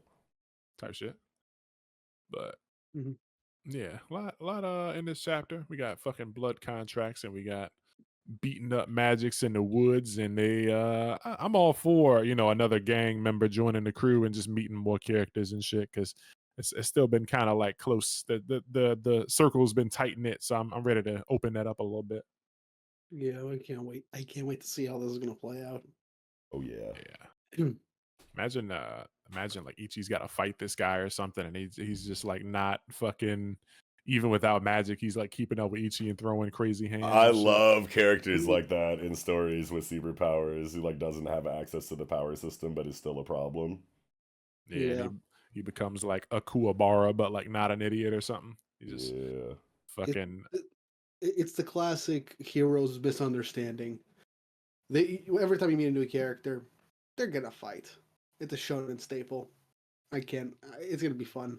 yeah, Mhm. and then you got that whole like, why are you able to use magic but I can't? And it's like I'm fucking Reasons. stronger than you. Yeah, he just start like trying to beat Ichi's ass. He's like, bro, I'm not a fucking weak bitch. Like I can beat your ass, but like you got powers. I'm taking that shit or something. Yeah. A lot of places it could go, but big chapter. What was this 22? So hopefully Yeah, I don't know. Like we just got volume 2 cover, so I was gonna say it'd be nice to see what the next volume cover looks like, but we already got that. Um, yeah, that I think that kind of does it. Unless y'all got any more to say about this chapter, what you think, Knox? I think I'm good. Great chapter Okay, though. okay, we I'm good. all right. That's gonna do it for Ichi the Witch 22nd Hunt Mentor Pupil Blood Contract. Now jumping into Astro Royale, chapter 41, Hibaru versus Tyra. So flashback aside, we can probably jump back to that.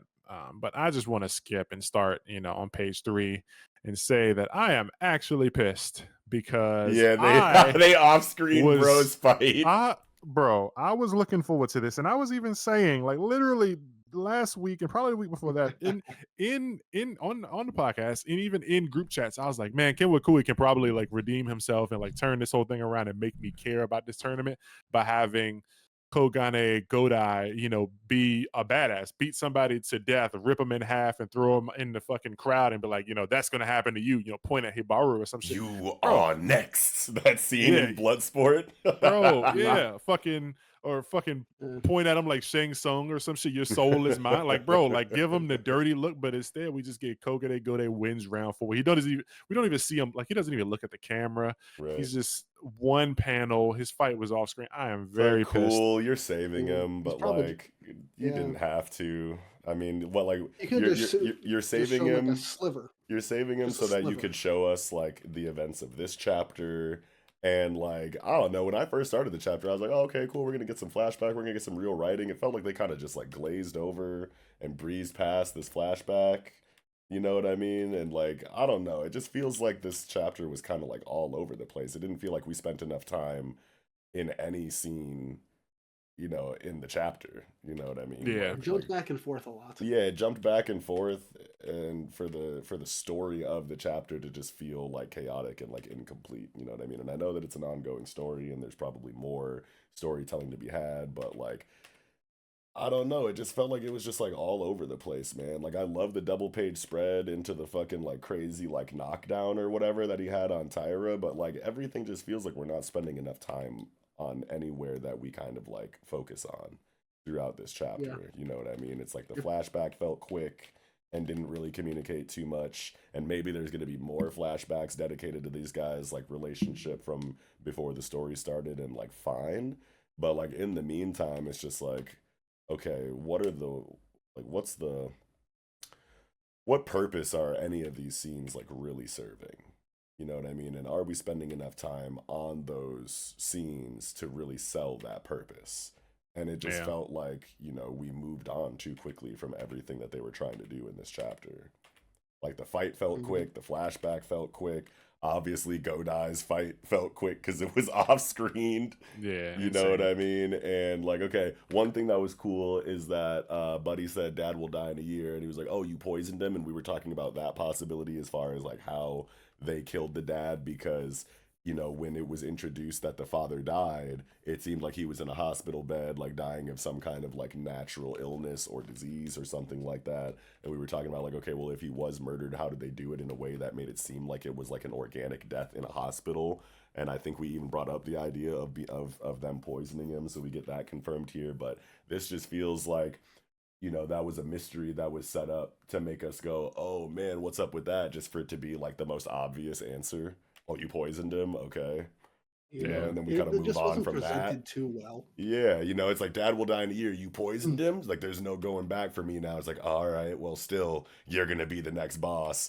I'll do whatever it takes to make that happen. And then we're back to reality. And it's just like, okay, we're not spending like enough time, for emotional resonance on like any of these scenes. You know what I mean? Like, am I supposed to care more about these brothers after in one way or another? No, I'm just supposed to think they're sons of bitches. Well, then why does it feel like you're trying to like invoke pathos for Tyra because of his relationship, with Hibaru from before the story started? It's like, oh, we saved a life together, in the first flashback. It's like, okay, so I'm supposed to care about this guy and like wonder like what happened to make him so shitty. And then we go to the fight, and the fight is really quick. Sure, his sword is cool. They scrap for a little bit. Then he fucking like one shots him. Like, oh, I Yeah. can't cut through you, and then I get one shot. It's like, okay, so now that's done. Then we go into, the next flashback. Yeah, then we go into the next flashback where it's like, okay, this dad will die in a year. I poisoned him. And he looks like he's like, damn, bro, for real, what the fuck?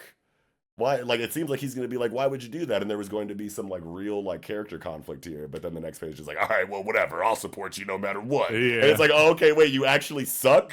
Okay, so I'm not something. supposed to give a fuck about you, and you're supposed to just be evil. Okay, now that we're taking the girl hostage, and it's like, okay, wait a minute, man. Y'all are doing Yeah, it too just much feels- too quick. Yeah. Yeah, it just feels like we're missing just that one last piece of information to make all this make sense. It does feel And like I'm- that, but yeah. also just like slow the pacing down. Like, let's actually Yeah. like get this whole Yeah. chapter dedicated to a flashback for Tyra. And then, if you're gonna give him pathos, give him pathos. Make us care about him. Make us wonder like what kind of happened in his life to make him go down this road. It seemed like there was a little bit more of a friendlier like sibling rivalry going on in the past with him and Hibaru, but now he's just like this absolute son of a bitch, incorrigible, evil character that needs to be murdered. Like, you know what I mean? Like, there's no Yeah. like redeeming qualities left here. So it's like, show that slow progression to that state from, aggressive, a little bit more on the aggressive side, like brother sibling rivalry, to this incorrigible son of a bitch that absolutely has to die. Show that slower, you know what I mean? Like, dedicate Yeah. the whole chapter to that character evolution, and then come back to reality at the very end and progress the actual like present narrative forward or something like that. But this like whiplash back and forth of like, should I care, shouldn't I care, like I just don't even know like what the fuck is going on. Like, I literally am dizzy. You know what I'm saying? At least there's one mystery to like, still need to be like like to go through at least, unless they just breeze through it in the next chapter. Is why the immortal decided to just kill their dad like a year ago? Like, why did he choose now to do so, to potentially become the next boss? Like, we still need a real motive. He probably just was, I mean, he had like what, 10 kids, 20 kids or something. So he probably, Immortal was just one of the bad fucking apples, and he probably was like, fuck it, I want dad's place, and thought that when he died he could be the fucking, he could be the next boss. I mean, it's probably more to it than that, but just like, I don't know, I just need that one bit of reason. And the taking the like dude's sister hostage, it's like, why? Like, what Yeah. reason? Like, what reason would you have besides that the people reading the story, that's a narrative point that you've introduced in the story for the reader to like latch onto emotionally. But like, what in-universe reason do you have for taking this girl hostage? Because if you're setting it up like this, where it's a spectacle in front of everybody, it's like, when did you communicate with the protagonists involved, to the point where you want to, like, did the Immortal brothers like ever actually know that this younger brother was going to be connected to Hibaru in some kind of way, to where they have to dress up? I think he was there. What? Oh, was he there? Yeah, he showed. Well, he showed up with the fake immortal. They asked him about the guy's brother. Yeah, and they probably had this conversation like off screen where it was like, yeah, if I fight Hibaru and like things get hairy, like bring the chick out or whatever, bring the kid out and threaten to kill her. But it's just Because weird. I thought that it was just like random members of this nigga's team that kidnapped her, because that's just what they do, is they kidnap children and peddle them. You know what I mean? Like, they're like human traffickers. This is just like another day. Like, this is just clocking in to work for them. You know what I mean? Like, I thought it was very random that this girl was kidnapped, and because Hibaru coincidentally ran into the brother was like, man, they took my sister, and Hibaru's like, I'm gonna get her back for you. You know what I mean? If it was a situation like that, then it doesn't make sense. Okay, then it doesn't make sense for the antagonist to take her specifically for this theatrical display of, aha, we have a hostage, what are you going to do now? Unless they knew beforehand that Hibaru was tied to the little brother, to set it up in this way. So, like, this doesn't seem, yeah. No, what I'm saying is that when they were invited to the tournament, they were with the younger brother. Asked the immortal if he knew anything about the little sister. Oh, okay. And so maybe when he's heard that, he came up with the contingency plan. Then he chirped his people like, hey, that little girl that you kidnapped, bring her to the tournament. I'm about to do something with her. Okay. It's still just very weird. Yeah. Go ahead. But the only thing I could rationalize, like the hostage thing and like the flashbacks, is maybe Wakui's going for like a bait and switch, like building up these flashbacks. Maybe this whole thing with the hostage is like to do a way to like test Hibaru's like resolve as the boss, see how he can handle a situation as crucial as this, where they have a hostage, and it comes down to his death or the girls or something like that. Because the flashbacks were like really hammering in that they have like this, I don't know, chivalrous sense of justice, like, Yakuza for the people or whatever. So that's really the only way I could see, like, for an actual reason for this to be the case and to be set up for. But I'm not like 100% sold on it. It makes it make more sense, but at the same time, I don't know, it doesn't sit fully right. Yeah. Am I making At sense? the end of the day, it just doesn't the progression of events in the story right now just like doesn't feel very like organic, like inverse. It feels like everything that's happening is for the sake of like the reader and like knowing that people are reading a comic book, and it's just like Yeah. not good for immersion for me. Yeah, it's just Yeah. like we were saying, like with the little girls, like what did they like? So if they're peddling kids, like did they just like not, did they take the day off after they kidnapped her? Like why is she even still around? Like Yeah. just so that they can Yeah. bring her I here, mean, that's and fine. then If what Weeb was saying is like how it like kind of like went where they kidnapped her randomly because that's just the thing that they do, and they were just going to traffic her like they do, hundreds to thousands of other small children. But then because Hibaru pulled up with the little brother and was like, "Hey, you know where this little girl is?" Then dude gets the idea like, "Oh, okay, I got something for you then." And then hit his yeah, people up and was like, that one girl that you took earlier, get her off the boat, bring her to the tournament. I got a plan for her." Then that makes it feel a little bit better if that's truly how it went. But like my memory was hazy on that. So it just felt like they were, because they knew that we cared about the relationship that Hibaru has with his brother. It's like, because the audience is waiting for this resolution to happen with the sister. They just like brought the sister out, and I thought that there was no communication between the antagonist and the protagonist as to why this little girl matters until right now. It just felt like very like shoehorned almost, that it's like, okay, we gotta have the sister because she needs to be saved, you know what I mean, like kind of situation. I just didn't connect those dots narratively as far as why the antagonist would single this one little girl out in a hostage yeah. situation like this. But now it feels a little bit better. I also Yeah. just So, I go ahead. no, go, Yato. I was just gonna say I just can't see like how this like what the thought process is for how this plays out, because like if you win, she dies. It's like okay, so like does he just forfeit the match and jump up there to save the little sister? Like, is that his thing? Does he forfeit the match, or does he like try and beat Tyra down and then rush up there, or like, That's how probably does it gonna be work? what it is, because like he's been teleporting around this fucking he's been I teleporting mean, around I this have an tournament idea. space and the bleachers like to do all types of shit. He fucking teleported up to attack the fucking the Yakuza heads and grab the brother and like bring him back Yeah, down and shit. Like he could be anywhere he needs to be at any time. So There, there are two other options we have. One, Tarasu saves the sister while everyone's distracted. They're focused on Hibaru basically getting his ass whooped while he's holding back, and Tarasu saves the day. okay, I like that.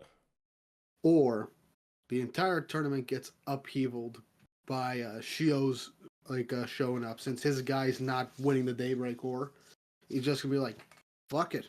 I'm just gonna Yeah. break in and just take it myself. And that brings chaos. There is the whole Shio interrupts the tournament angle that we've been talking about for however many it just chapters. Yeah. that it would just be too soon because we don't care about any character here. Like, not even the fucking Mikey lookalike. Like, there's got to be Yeah. something for that. I can No, see it no being, in tournament characters have been built up for us to give a fuck yeah. about them yet. All of Yeah. them suck. Yeah. I can see it being a case where he forfeits, and like it's like Terasu, it's up to you or whatever, and Terasu goes throughout the tournament and we're watching him fight or something. But maybe Terasu like, hey, can I give up my spot for Hibaru? And he like forfeits and gives like Hibaru his place. But I don't know if they would do that. And it's also like, they're not gonna like go, oh yeah, good on you, Hibaru, you saved the girl, so we were just testing your heart, because they're Yakuza, they don't give a fuck. Like they Yeah. would they would kill Yeah, her, throw her, true. they want the fucking daylight, the midnight or whatever. So him being gone makes it easier. This whole chapter is just another one of those ones where it's like they could have just filled this chapter with fighting instead of any of this flashback stuff, and maybe Hibaru and him could have been going back and forth. Maybe Hibaru didn't want to beat his ass at first, and he's getting hit with this thing, and he's like, why did you guys kill dad or whatever, and like he's just like either not talking or laughing, and then like next chapter we start getting some information or something, and then maybe the sister thing happens, later in the game, like when it matters. Like why pull out the sister in the like, oh well, this is the second round but of the tournament or whatever. But just pulling out the sister feels like a move you make at the end of the tournament, not like my second fight of the night and I got 4 more type shit. Like, Right. what are you gonna do? Like when if you do win, you don't have a sister to pull out for the next opponent, Tyra. Like what's your plan? Just like not take a lot of damage from Hibaru so you be fresh for the next fight or something. Like I don't even I don't know. get it. But these fights have just been too fast. It's just like one guy throws a few more than regular punches, and then Hibaru like fucking master hand smashes him, and then it's GG's. Yeah. Ay. Yeah, Wakui has not been inspiring much confidence in me lately, especially since the cop arc, and then this tournament just sucks, man. Like Yeah. I saw somebody say this. I just can't tell if it's just like maybe he's burnt out or has no real like through line for what he wants these arcs to do, and just wants to stick to like the main like the core conflict that we had with Shiho, or if it's just editor interference and he's just not feeling it. I'm gonna go ahead and go with the other one because burnt out is like, bro, you've been going for like 2 years after Tokyo Revengers, and like this is a brand new series. You got 30 chapters. It's like I mean, yeah, there's the workload and stuff, but like, bro, we just got here, bro, and like 25 chapters in, you're already like falling apart, ripping apart at the seams and shit, and this tournament isn't doing it, man. And then you skip what's possibly what could have been the most interesting fight, like this Kogane Godai guy. He could have been fucking fire. Like, yeah, say you could save stuff for later, but like, bro, I was looking forward to seeing Mikey. Wanted to see what he had, man. Nope. It's probably gonna be for terrorists who fight Bruh. with an actual important character. Bruh. They could have made him menacing, made him scary. There's no reason for any of them to be afraid of him right now. Like they didn't even show like.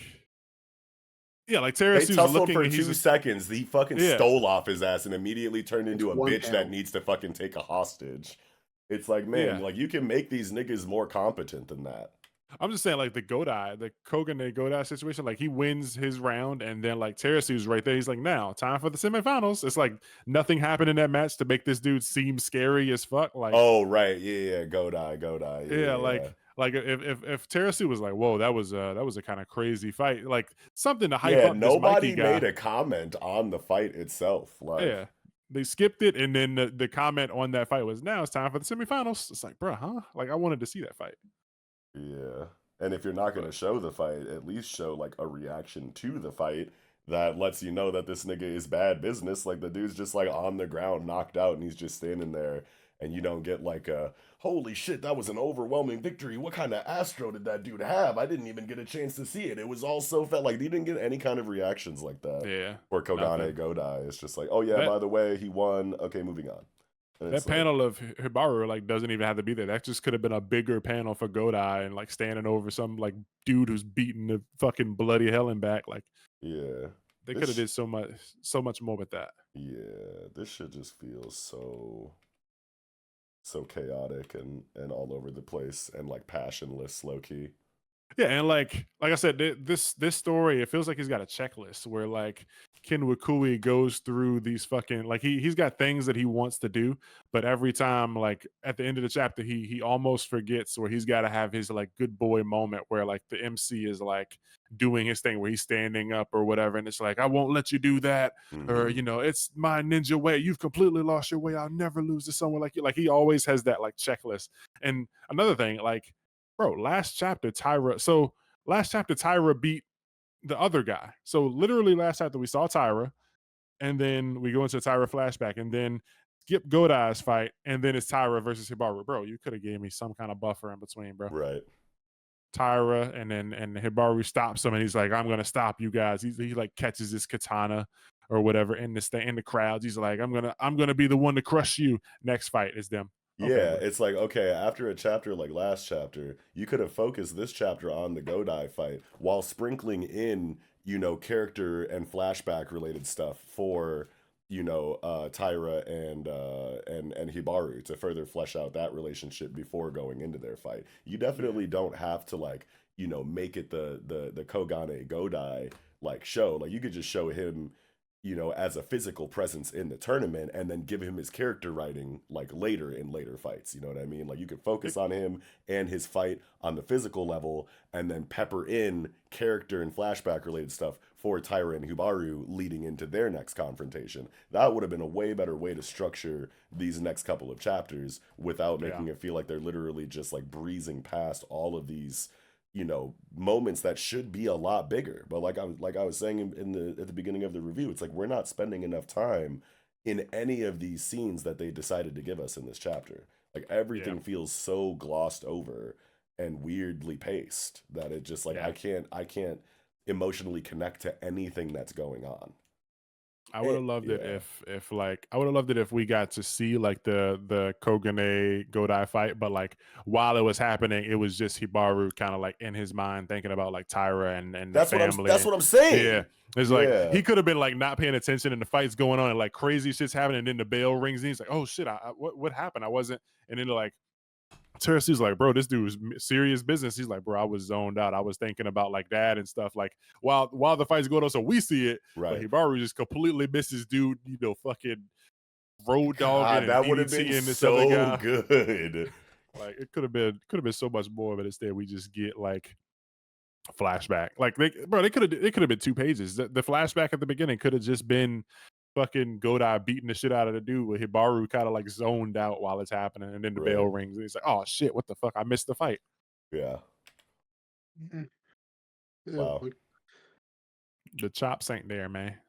Yeah, it's not doing chops the ain't thing. chopping. I'm ready for this shit to no, I don't want to say I'm ready for this shit to be axed because that's mean. But like, I feel like it's going there, man. Like I don't know. Like it's heading there. Like it's just not doing enough. And like I'm in the comment sections for the chapter on Manga Plus, and they're just like overwhelmingly positive in it. And positive. Really? And it's like, yeah, it's like you niggas are eating this shit up. Like, crazy. Like this is doing it for you. Like I'm sorry. Like more power to you, I guess. But like, this shit is not enough for me. Maybe we're the ones that are missing it, yeah. Yeah, maybe we're the weirdos, I guess. Yeah. But I'm spent on chapter 41. What about you, Knox? I'm good as fuck. You got anything else, Weeb? No, I got nothing else. All right, that's gonna do it for fucking chapter 41 of Peak Royale. Hibaru versus Taira. Fucking see you next time, I guess. Now jumping into the last segment of the night, that would be Kagurabachi chapter 68, Metamorphosis. And you know, as usual, cinema, movie, real life, action movie, action flick, fucking gas, rawness, swag, all that stuff that the kids say. I'm about 35, so I'm missing some. There's new slang invented every day. Yeah, whatever that is. Fucking Doritos and shit. Yeah, let's go. It's the chips, baby. It's sharp. It's pointy. Yeah, let's get it. Like these swords. Yeah, banger chapter. Another great one. And you know, start off with conversation with Chihiro and Hirohiko, and he's like, so it was you. It's like, yeah, I asked this dude's brain what room you were in. So that's such a crazy line of dialogue. This nigga's a son of a bitch. Bro, for real. And then like cut dude head in half. Like, bro, come on, bro. He already did. You didn't need to do that. Yeah, like you didn't even need to do that. Like you are fucking awful in the best way. I brought my own like can of paint and shit. Like fucking he just the head was like meant to splash. Like he knew he was gonna use that head to splash blood on Chihiro's face to like try and blind him like he did. Yeah. Like that.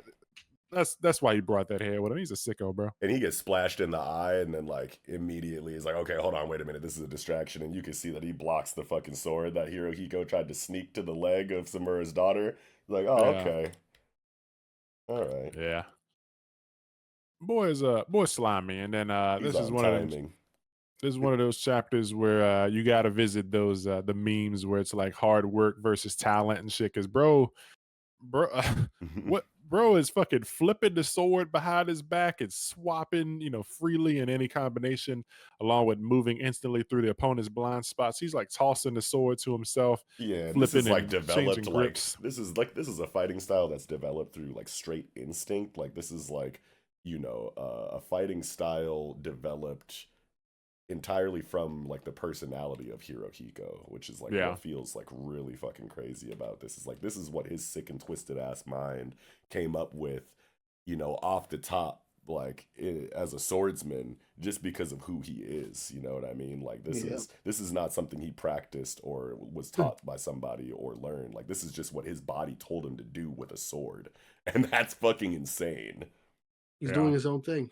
Yeah. Really, for real. And it's like Kuguri was like, let me train you. He's like, nah, I got this. And then it's like you see him in action. It's like he really do got it, bro. Like the motherfucker is like tossing the sword behind his back and he's like rolling on the floor and he's just in the fucking he's in his element, with the sword in his hand. He's gonna kill you. He's gonna kill you with a fucking hair pick. Yeah, it He'll makes kill it. you with a Yeah, it katana. don't matter what he's using as a weapon. He'll develop some crazy fucking fighting style with it based on his own like maniacal, homicidal nature, and that's Yeah. just such a scary opponent to go up against.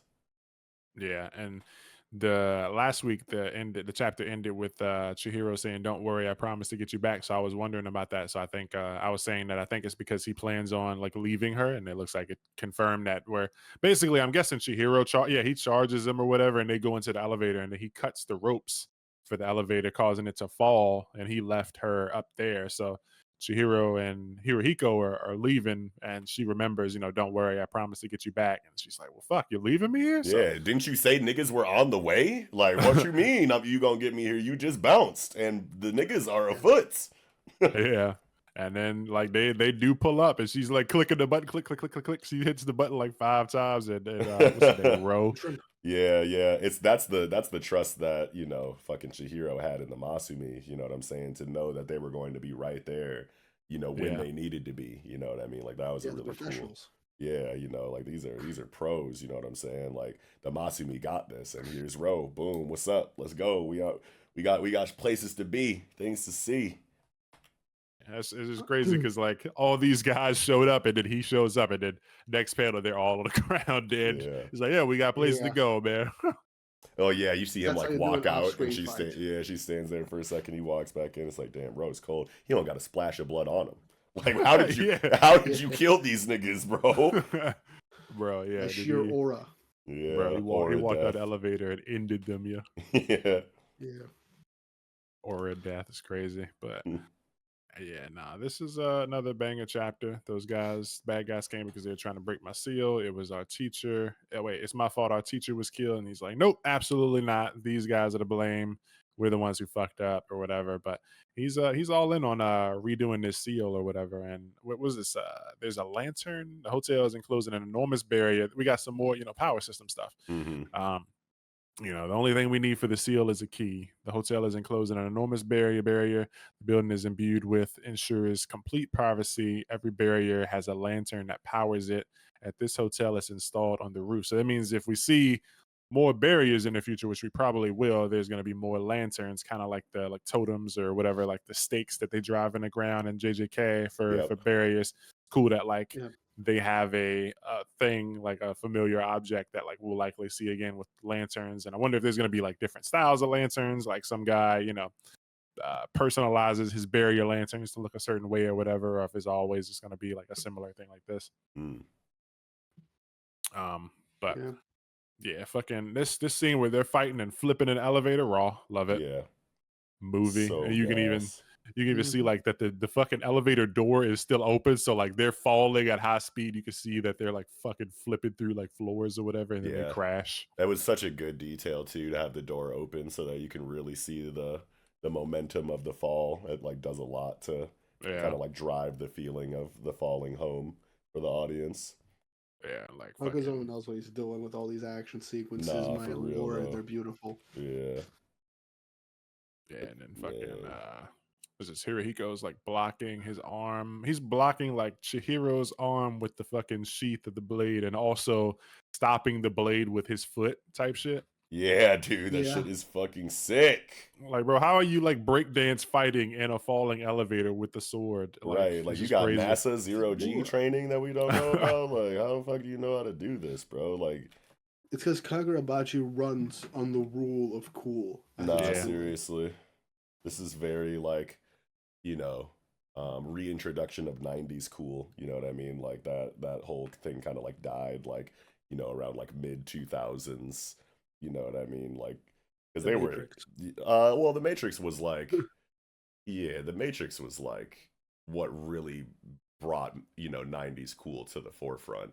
And then it wasn't until like, I don't know, around like 2008 or 9 where they started doing weird shit like Aeon Flux and shit that kind of like killed it, where it was like, okay, we've had enough of this like, genre, this like aesthetic that you have like in Oh, these movies and shit like this. This is kind of like boring now. Like it's kind of like run its course, but then, something like fucking Kagurabachi coming back and it's like, okay, wait a minute, this is what we loved about 90s cool with none of the shit that we hated about it by the Yeah. end of its run. yeah. Yeah, we get a lot of these like Sakamoto style, fucking very cool shots, like when the elevator does crash and then Hirohiko's just standing there in front of the fucking smoke and the rubble and shit with the blade behind his back. This Yeah. this stance is fucking hard, Oh yeah. yeah. Dude's like, here he comes because he fucking watched his boy, like him and the fucking manager got packed up and shit. And it's like this dude does not have regular style. Like he's not your average swordsman. He's got these fucking invisible sword techniques because of the way he fucking tosses the blade behind his back and changes arms and stances and shit, underhand and overhand. Like he can do it all, bro. And Chihiro got Yeah. demise. He picked up on that Yeah. shit. I don't. Yeah, I don't know if this was supposed to be funny, but once they crashed down, we found that one guy that survived, and that flashback of like there are no geniuses, just people who learn these techniques, and he instantly flashes back to present. Like you're such a liar. There are geniuses after all. Yeah, bro. Yeah. I laughed at that moment. Yeah, I saw a tweet somewhere on Twitter that was like, this character is literally a representation of, how split the fan base was last chapter when we found out that Sengoku, the leader of the guard force in this hotel, got packed up so like effortlessly, and they were like, dude, what the fuck, man? Like, why is everybody such a jobber outside of the main characters in this series, bro? You hype them up as these like elite fighting forces and they just get fucking off screened or some shit. It's like, what the fuck is up with that or whatever? And it's like, okay, well, here's the reason. It's because the geniuses exist, and it doesn't matter like how long you've honed your craft, you're gonna get some homicidal maniac that comes in and gets the wrong weapon in his hands and just like completely closes that gap just from sheer psychopathy. Because it's like, bro, like I love the explanation on it here too. Like through his keen vision, Chihiro honed over all the deadly battles he's endured. He perceived the secret to Hirohiko's technique, the ability to use both left and right hands. So this nigga's ambidextrous, which is just like, okay, great. Add that to the laundry list of reasons why this nigga's a problem. And he can use both overhand and underhand holds freely in any combination, along with moving instantly through his opponent's blind spot. So that like this is just like what's going on in the psyche of Hirohiko on like a bloodlust, I have to kill you assassin level. It's like, okay, I need to be in their blind spot. That's one check mark. Two, I need to make sure that they don't see exactly where the sword is going to be, because otherwise, if they know what my dominant hand is and I'm using like, orthodox approaches to swordsmanship, they're going to fucking wreck me because of the difference in experience, that they have training with the sword. You know what I mean? So how do I kind of close that gap? Don't let them see where the sword is. Immediately aim for their blind spot. And I have this like, bloodlusted get to your like your jugular as soon as possible kind of like tenacity in my fighting style in the first place. And it's like all of these factors combined are what allows someone with like no experience and no training to kind of get the drop on these people that have only known swordsmanship for their entire life, because they're expecting, a specific sword style that they can analyze throughout the course of the fight and find a weakness for. But this dude doesn't give you enough time to do that. It's like such a whirlwind of like, holy shit, this is unnatural and new to me, that before I even have a chance to kind of figure out what kind of fighting style I'm dealing with, I've already got a sword in my throat. You know what I mean? Like, and that's just like so crazy about Hirohiko, to know that that's the approach that he has to take to something like this in order to get the job done. Like, this nigga was born to kill. Like, you might have been born to be a swordsman, you know what I mean? And you might have spent your entire life trying to become the best one ever, but like my whole entire life is going to be killing you as fast as possible before you have time to react. And like, what's the fastest route I can get to that inside of any weapon style? And that's just fucking insane for Hirohiko.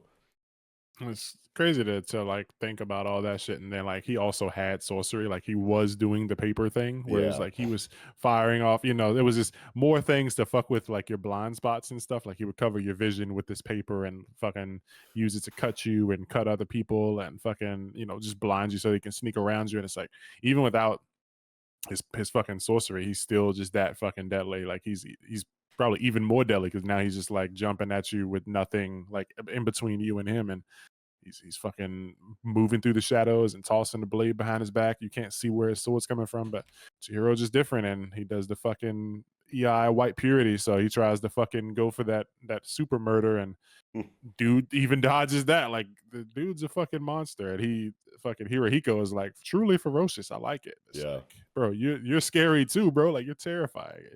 Chihiro's like, well, sure, like no shit. I gotta be, tough as fuck. Like otherwise, I just get killed by somebody like you. But that's not gonna fucking happen. I'm gonna right. kill you and get to that roof.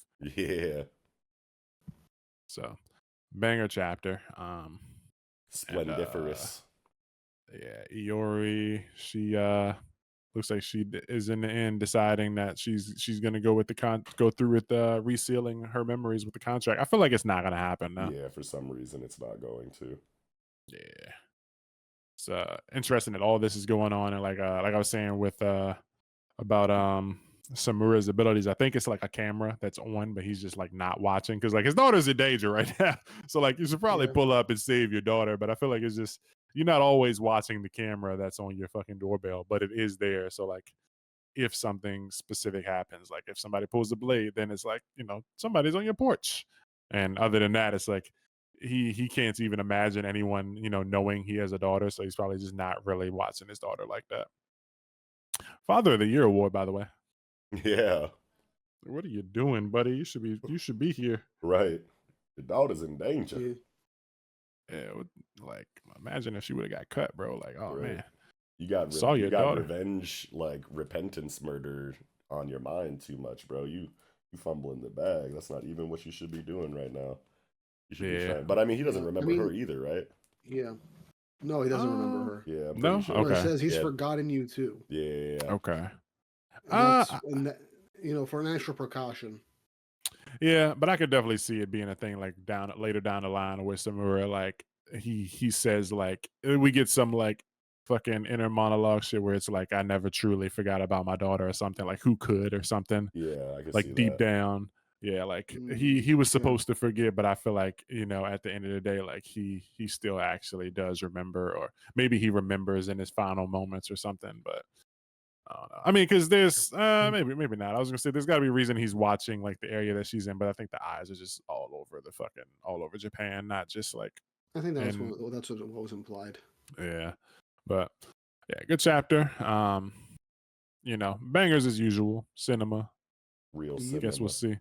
see what we get next week. What happens on the roof, and what happens with Chihiro and Hirohiko. I feel like this is kind of like Sojo, where like Chihiro fought Sojo like 2 or 3 times, and this is just going to be another one of those.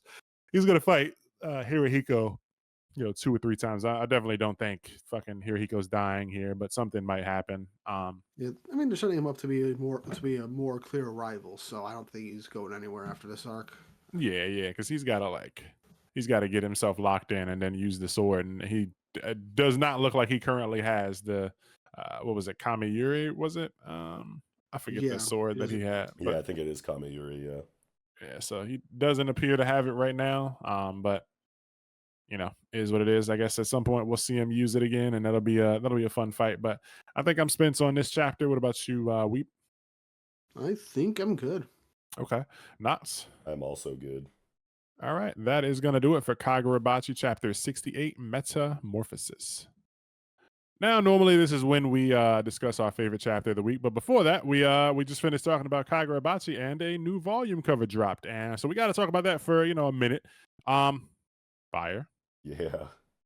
He, So gas, bro. The blood red paper cranes for Hirohiko, because you have to have that blood on a Kagurabachi cover. Got to. He has to And use that color somewhere. I appreciate the greens. Yeah, I feel like we get some Mm. green in the covers sometimes, but like it's Hmm. still just a cool cover that I mean a cool color that I don't feel like get used enough maybe in this series or just in general. But it's a nice little dirty, dingy green. I didn't know that Uraha's hair and eyes were green. I don't know if I knew that either. They might have shown it Neither in the did I. cover. Yeah, that's Yeah, good.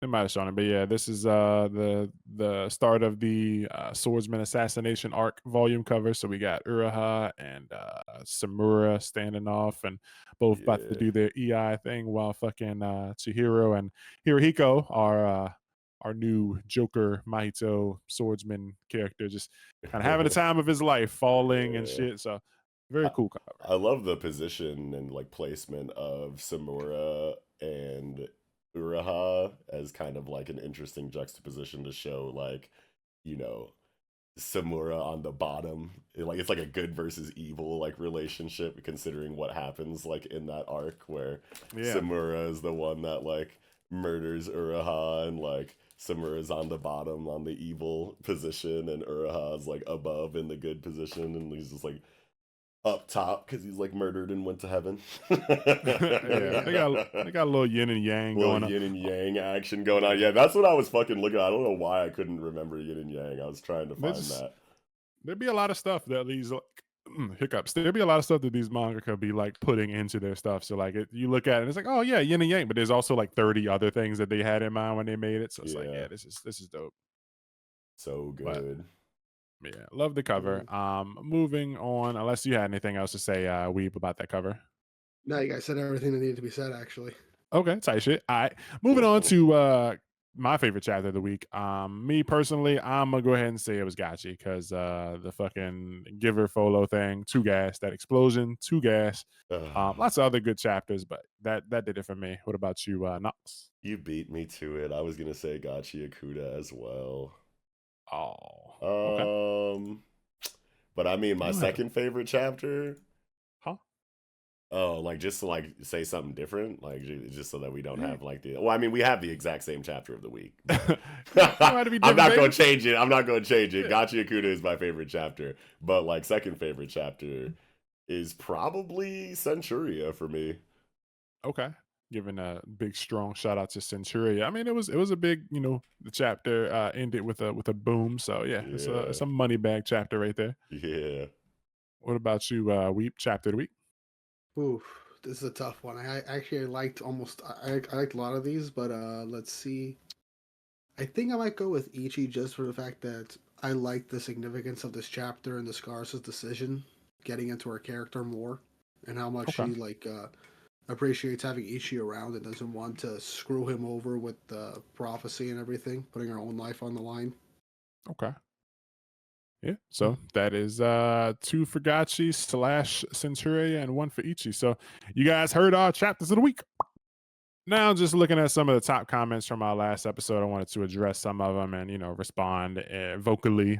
So we have Force Rounds Penguin asking, "Do you all like sports manga? Could sports manga ever appear on the podcast one day?" And I commented on it, but just for the listeners who are new here, maybe for this episode and didn't get to go and look at the comments last week, I am not a sports guy. I don't know about Weeb. I think Knox is also not a sports guy. He can answer for himself. But Don't personally, talk for I'm me. not a No, I'm kidding. yeah. Personally, I'm not a sports guy. I like some sports stuff. But like if a sports series, ever comes out and it's in one of these three like things that we read from and we all really like it, I think I would definitely be down to read it.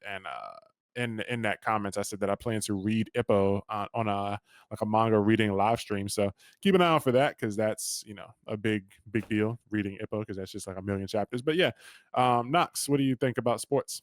I'm not the biggest fan of sports manga. Like I have read sports manga. Like I'm a big fan of Slam Dunk and I really like Ippo a lot too. But it would have to be like a pretty special weekly, sports series like inside of any of the magazines that we currently cover that would really have to like wow me or us in order for us to add it to like this show specifically. Mm, That doesn't mean that like sports manga can like never be talked about at all when it comes to the panel focus brand. You know what I mean? Like I might hit a little like live stream where I catch up on like battle studies or something like that, or take on like I Shield 21 or something one day, which is like a series that I've always wanted to read or whatever. It could pop up in lines of content like that, and anything can, you know what I mean, regardless of genre. But as far as on this show goes, like, what are even the options right now? Like, fuck Embers, right? I don't know. You know what I mean? Like, I'm Yeah. yeah, like what's going on inside of Weekly Shonen Jump, Jump Plus, or Weekly Shonen Magazine that really makes Blue sense for Lock. us to cover? Like, I don't think either of us give a fuck about Blue Lock, do we? I I like don't it. yet. I'm Oh, planning on reading it. It might get read on stream actually, but like, yeah, yeah. I think Weeb says he reads it. So Oh, okay. Well, never say never. You know what I'm saying? It's yeah, not impossible, but it Yeah. just doesn't seem very likely for right now or the near yeah. future. How you feel about sports manga and possibly reviewing it? Weeb. I feel like it'd be fun, but it depends on the series because a lot of times, even with what happens in particular chapters, they can be like a 5 to 10 minute conversation. Depending on the series, a lot of times it'd be like two. You'd have to make it like a 2 chapter discussion just to really get into the nitty gritty of stuff. I feel like True. Blue Lock would fill a decent size of a section with how much goes on in a particular chapter for the most part. But Okay. again, it depends on what happens. Okay. So those are our thoughts on sports manga potentially making it to the podcast. So, maybe, but right now nothing is in the cards. Another comment. Actually, I'm probably just going to round it off with this because multiple people said something about Galaxius and Shangri-La Frontier. So yeah, we decided because Galaxius, as you know, moved to bi-weekly. We all like it.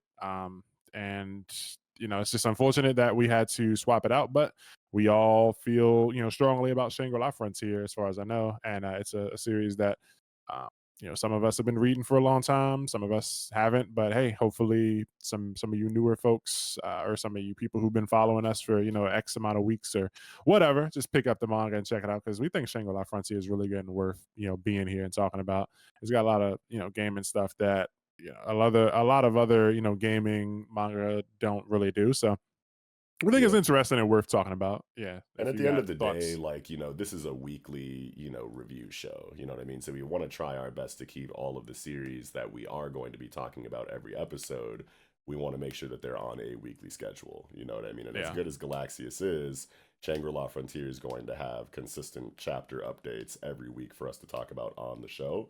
And it's always going to be like full length chapters. Like, I don't remember a time where Shangri-La Frontier gave us like, half of a chapter. And I don't remember the last time that it was even on break for real. You know what I mean? Like, Yeah. translations might have been behind for a while at some point in its run or whatever. But like, at the end of the day, like, it's something that's going to be on time every week with a lot of conversational value. So it just makes the most sense to replace something like Galaxius that's kind of shoddy in those areas, because we just need the content to talk about. And we love the series. Like, we love both series, Yeah. but Shangri-La Frontier's just got a lot more going on for a show like this, especially now that Galaxius has moved to a bi-weekly schedule. So Yeah.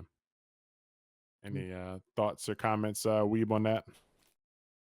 No, next I would need to say. Honestly, I do Galaxius on my own personal channel anyway, but yeah, I am gonna miss discussing it here with you guys. But Shangri-La's got a lot of stuff to really just talk about on a weekly basis, like Knox said. So yeah. I'm really excited for that. Hey, you know where to go if you need your Galaxius content. Hit up the Greek Weebs channel. To anybody that was tuning into our show, specifically for Galaxius. Like, if that was the only thing you read on our roster, and now you're not going to be watching our show anymore because it's not here, like, maybe this is your sign to pick up some other shit that we review. You know what I'm Yeah. saying? But also, like, if you are that kind of person, you probably aren't making it to this point in the show to hear those words. But you know what I'm saying? Branch Yeah. out. You feel me? If you are somebody that's like that, and you made it here or whatever, leave a 1 in the comment section. Just let us know, man. I know you're probably not gonna do it, but it'd be helping the algorithm. And I gotta say it, baby, just in case, because you never know, man. We're trying to get these videos to a lot of people, trying to get a lot of subs, trying to get a lot of views. So Yeah. yeah. Anyway, I think that's gonna do it. Thank you for watching. This was episode TikTok. This was episode 18 of the Shonen Pulse podcast. Please make sure to like the video, subscribe if you aren't for some reason, Send this shit to a homie who ain't subscribed to watching our videos. Drop some comments. Let us know your thoughts, comments, concerns, and tell us about how you like the 45-minute Shangri-La section and that you're going to go and read the manga if you aren't already reading it for some reason because you're crazy and lost your damn mind. And Talking to you, Rick said. yeah, Rick said, that's you, baby. You heard that. I know you listened off +2 speed too, so you heard that shit real fast. So slow it down and go start the manga. Anyway, let's go do it for this episode, man. If y'all got anything else to say, let us know down below in the comments. Keep an eye on the damn Twitter and the community section, and be on the lookout because I'm probably gonna make an announcement in the next couple of days saying that I'm going live, this Thursday or something, and I'm gonna start reading a manga. I don't know what it is yet. You'll find out soon. Anyway, holla holla. Catch y'all later.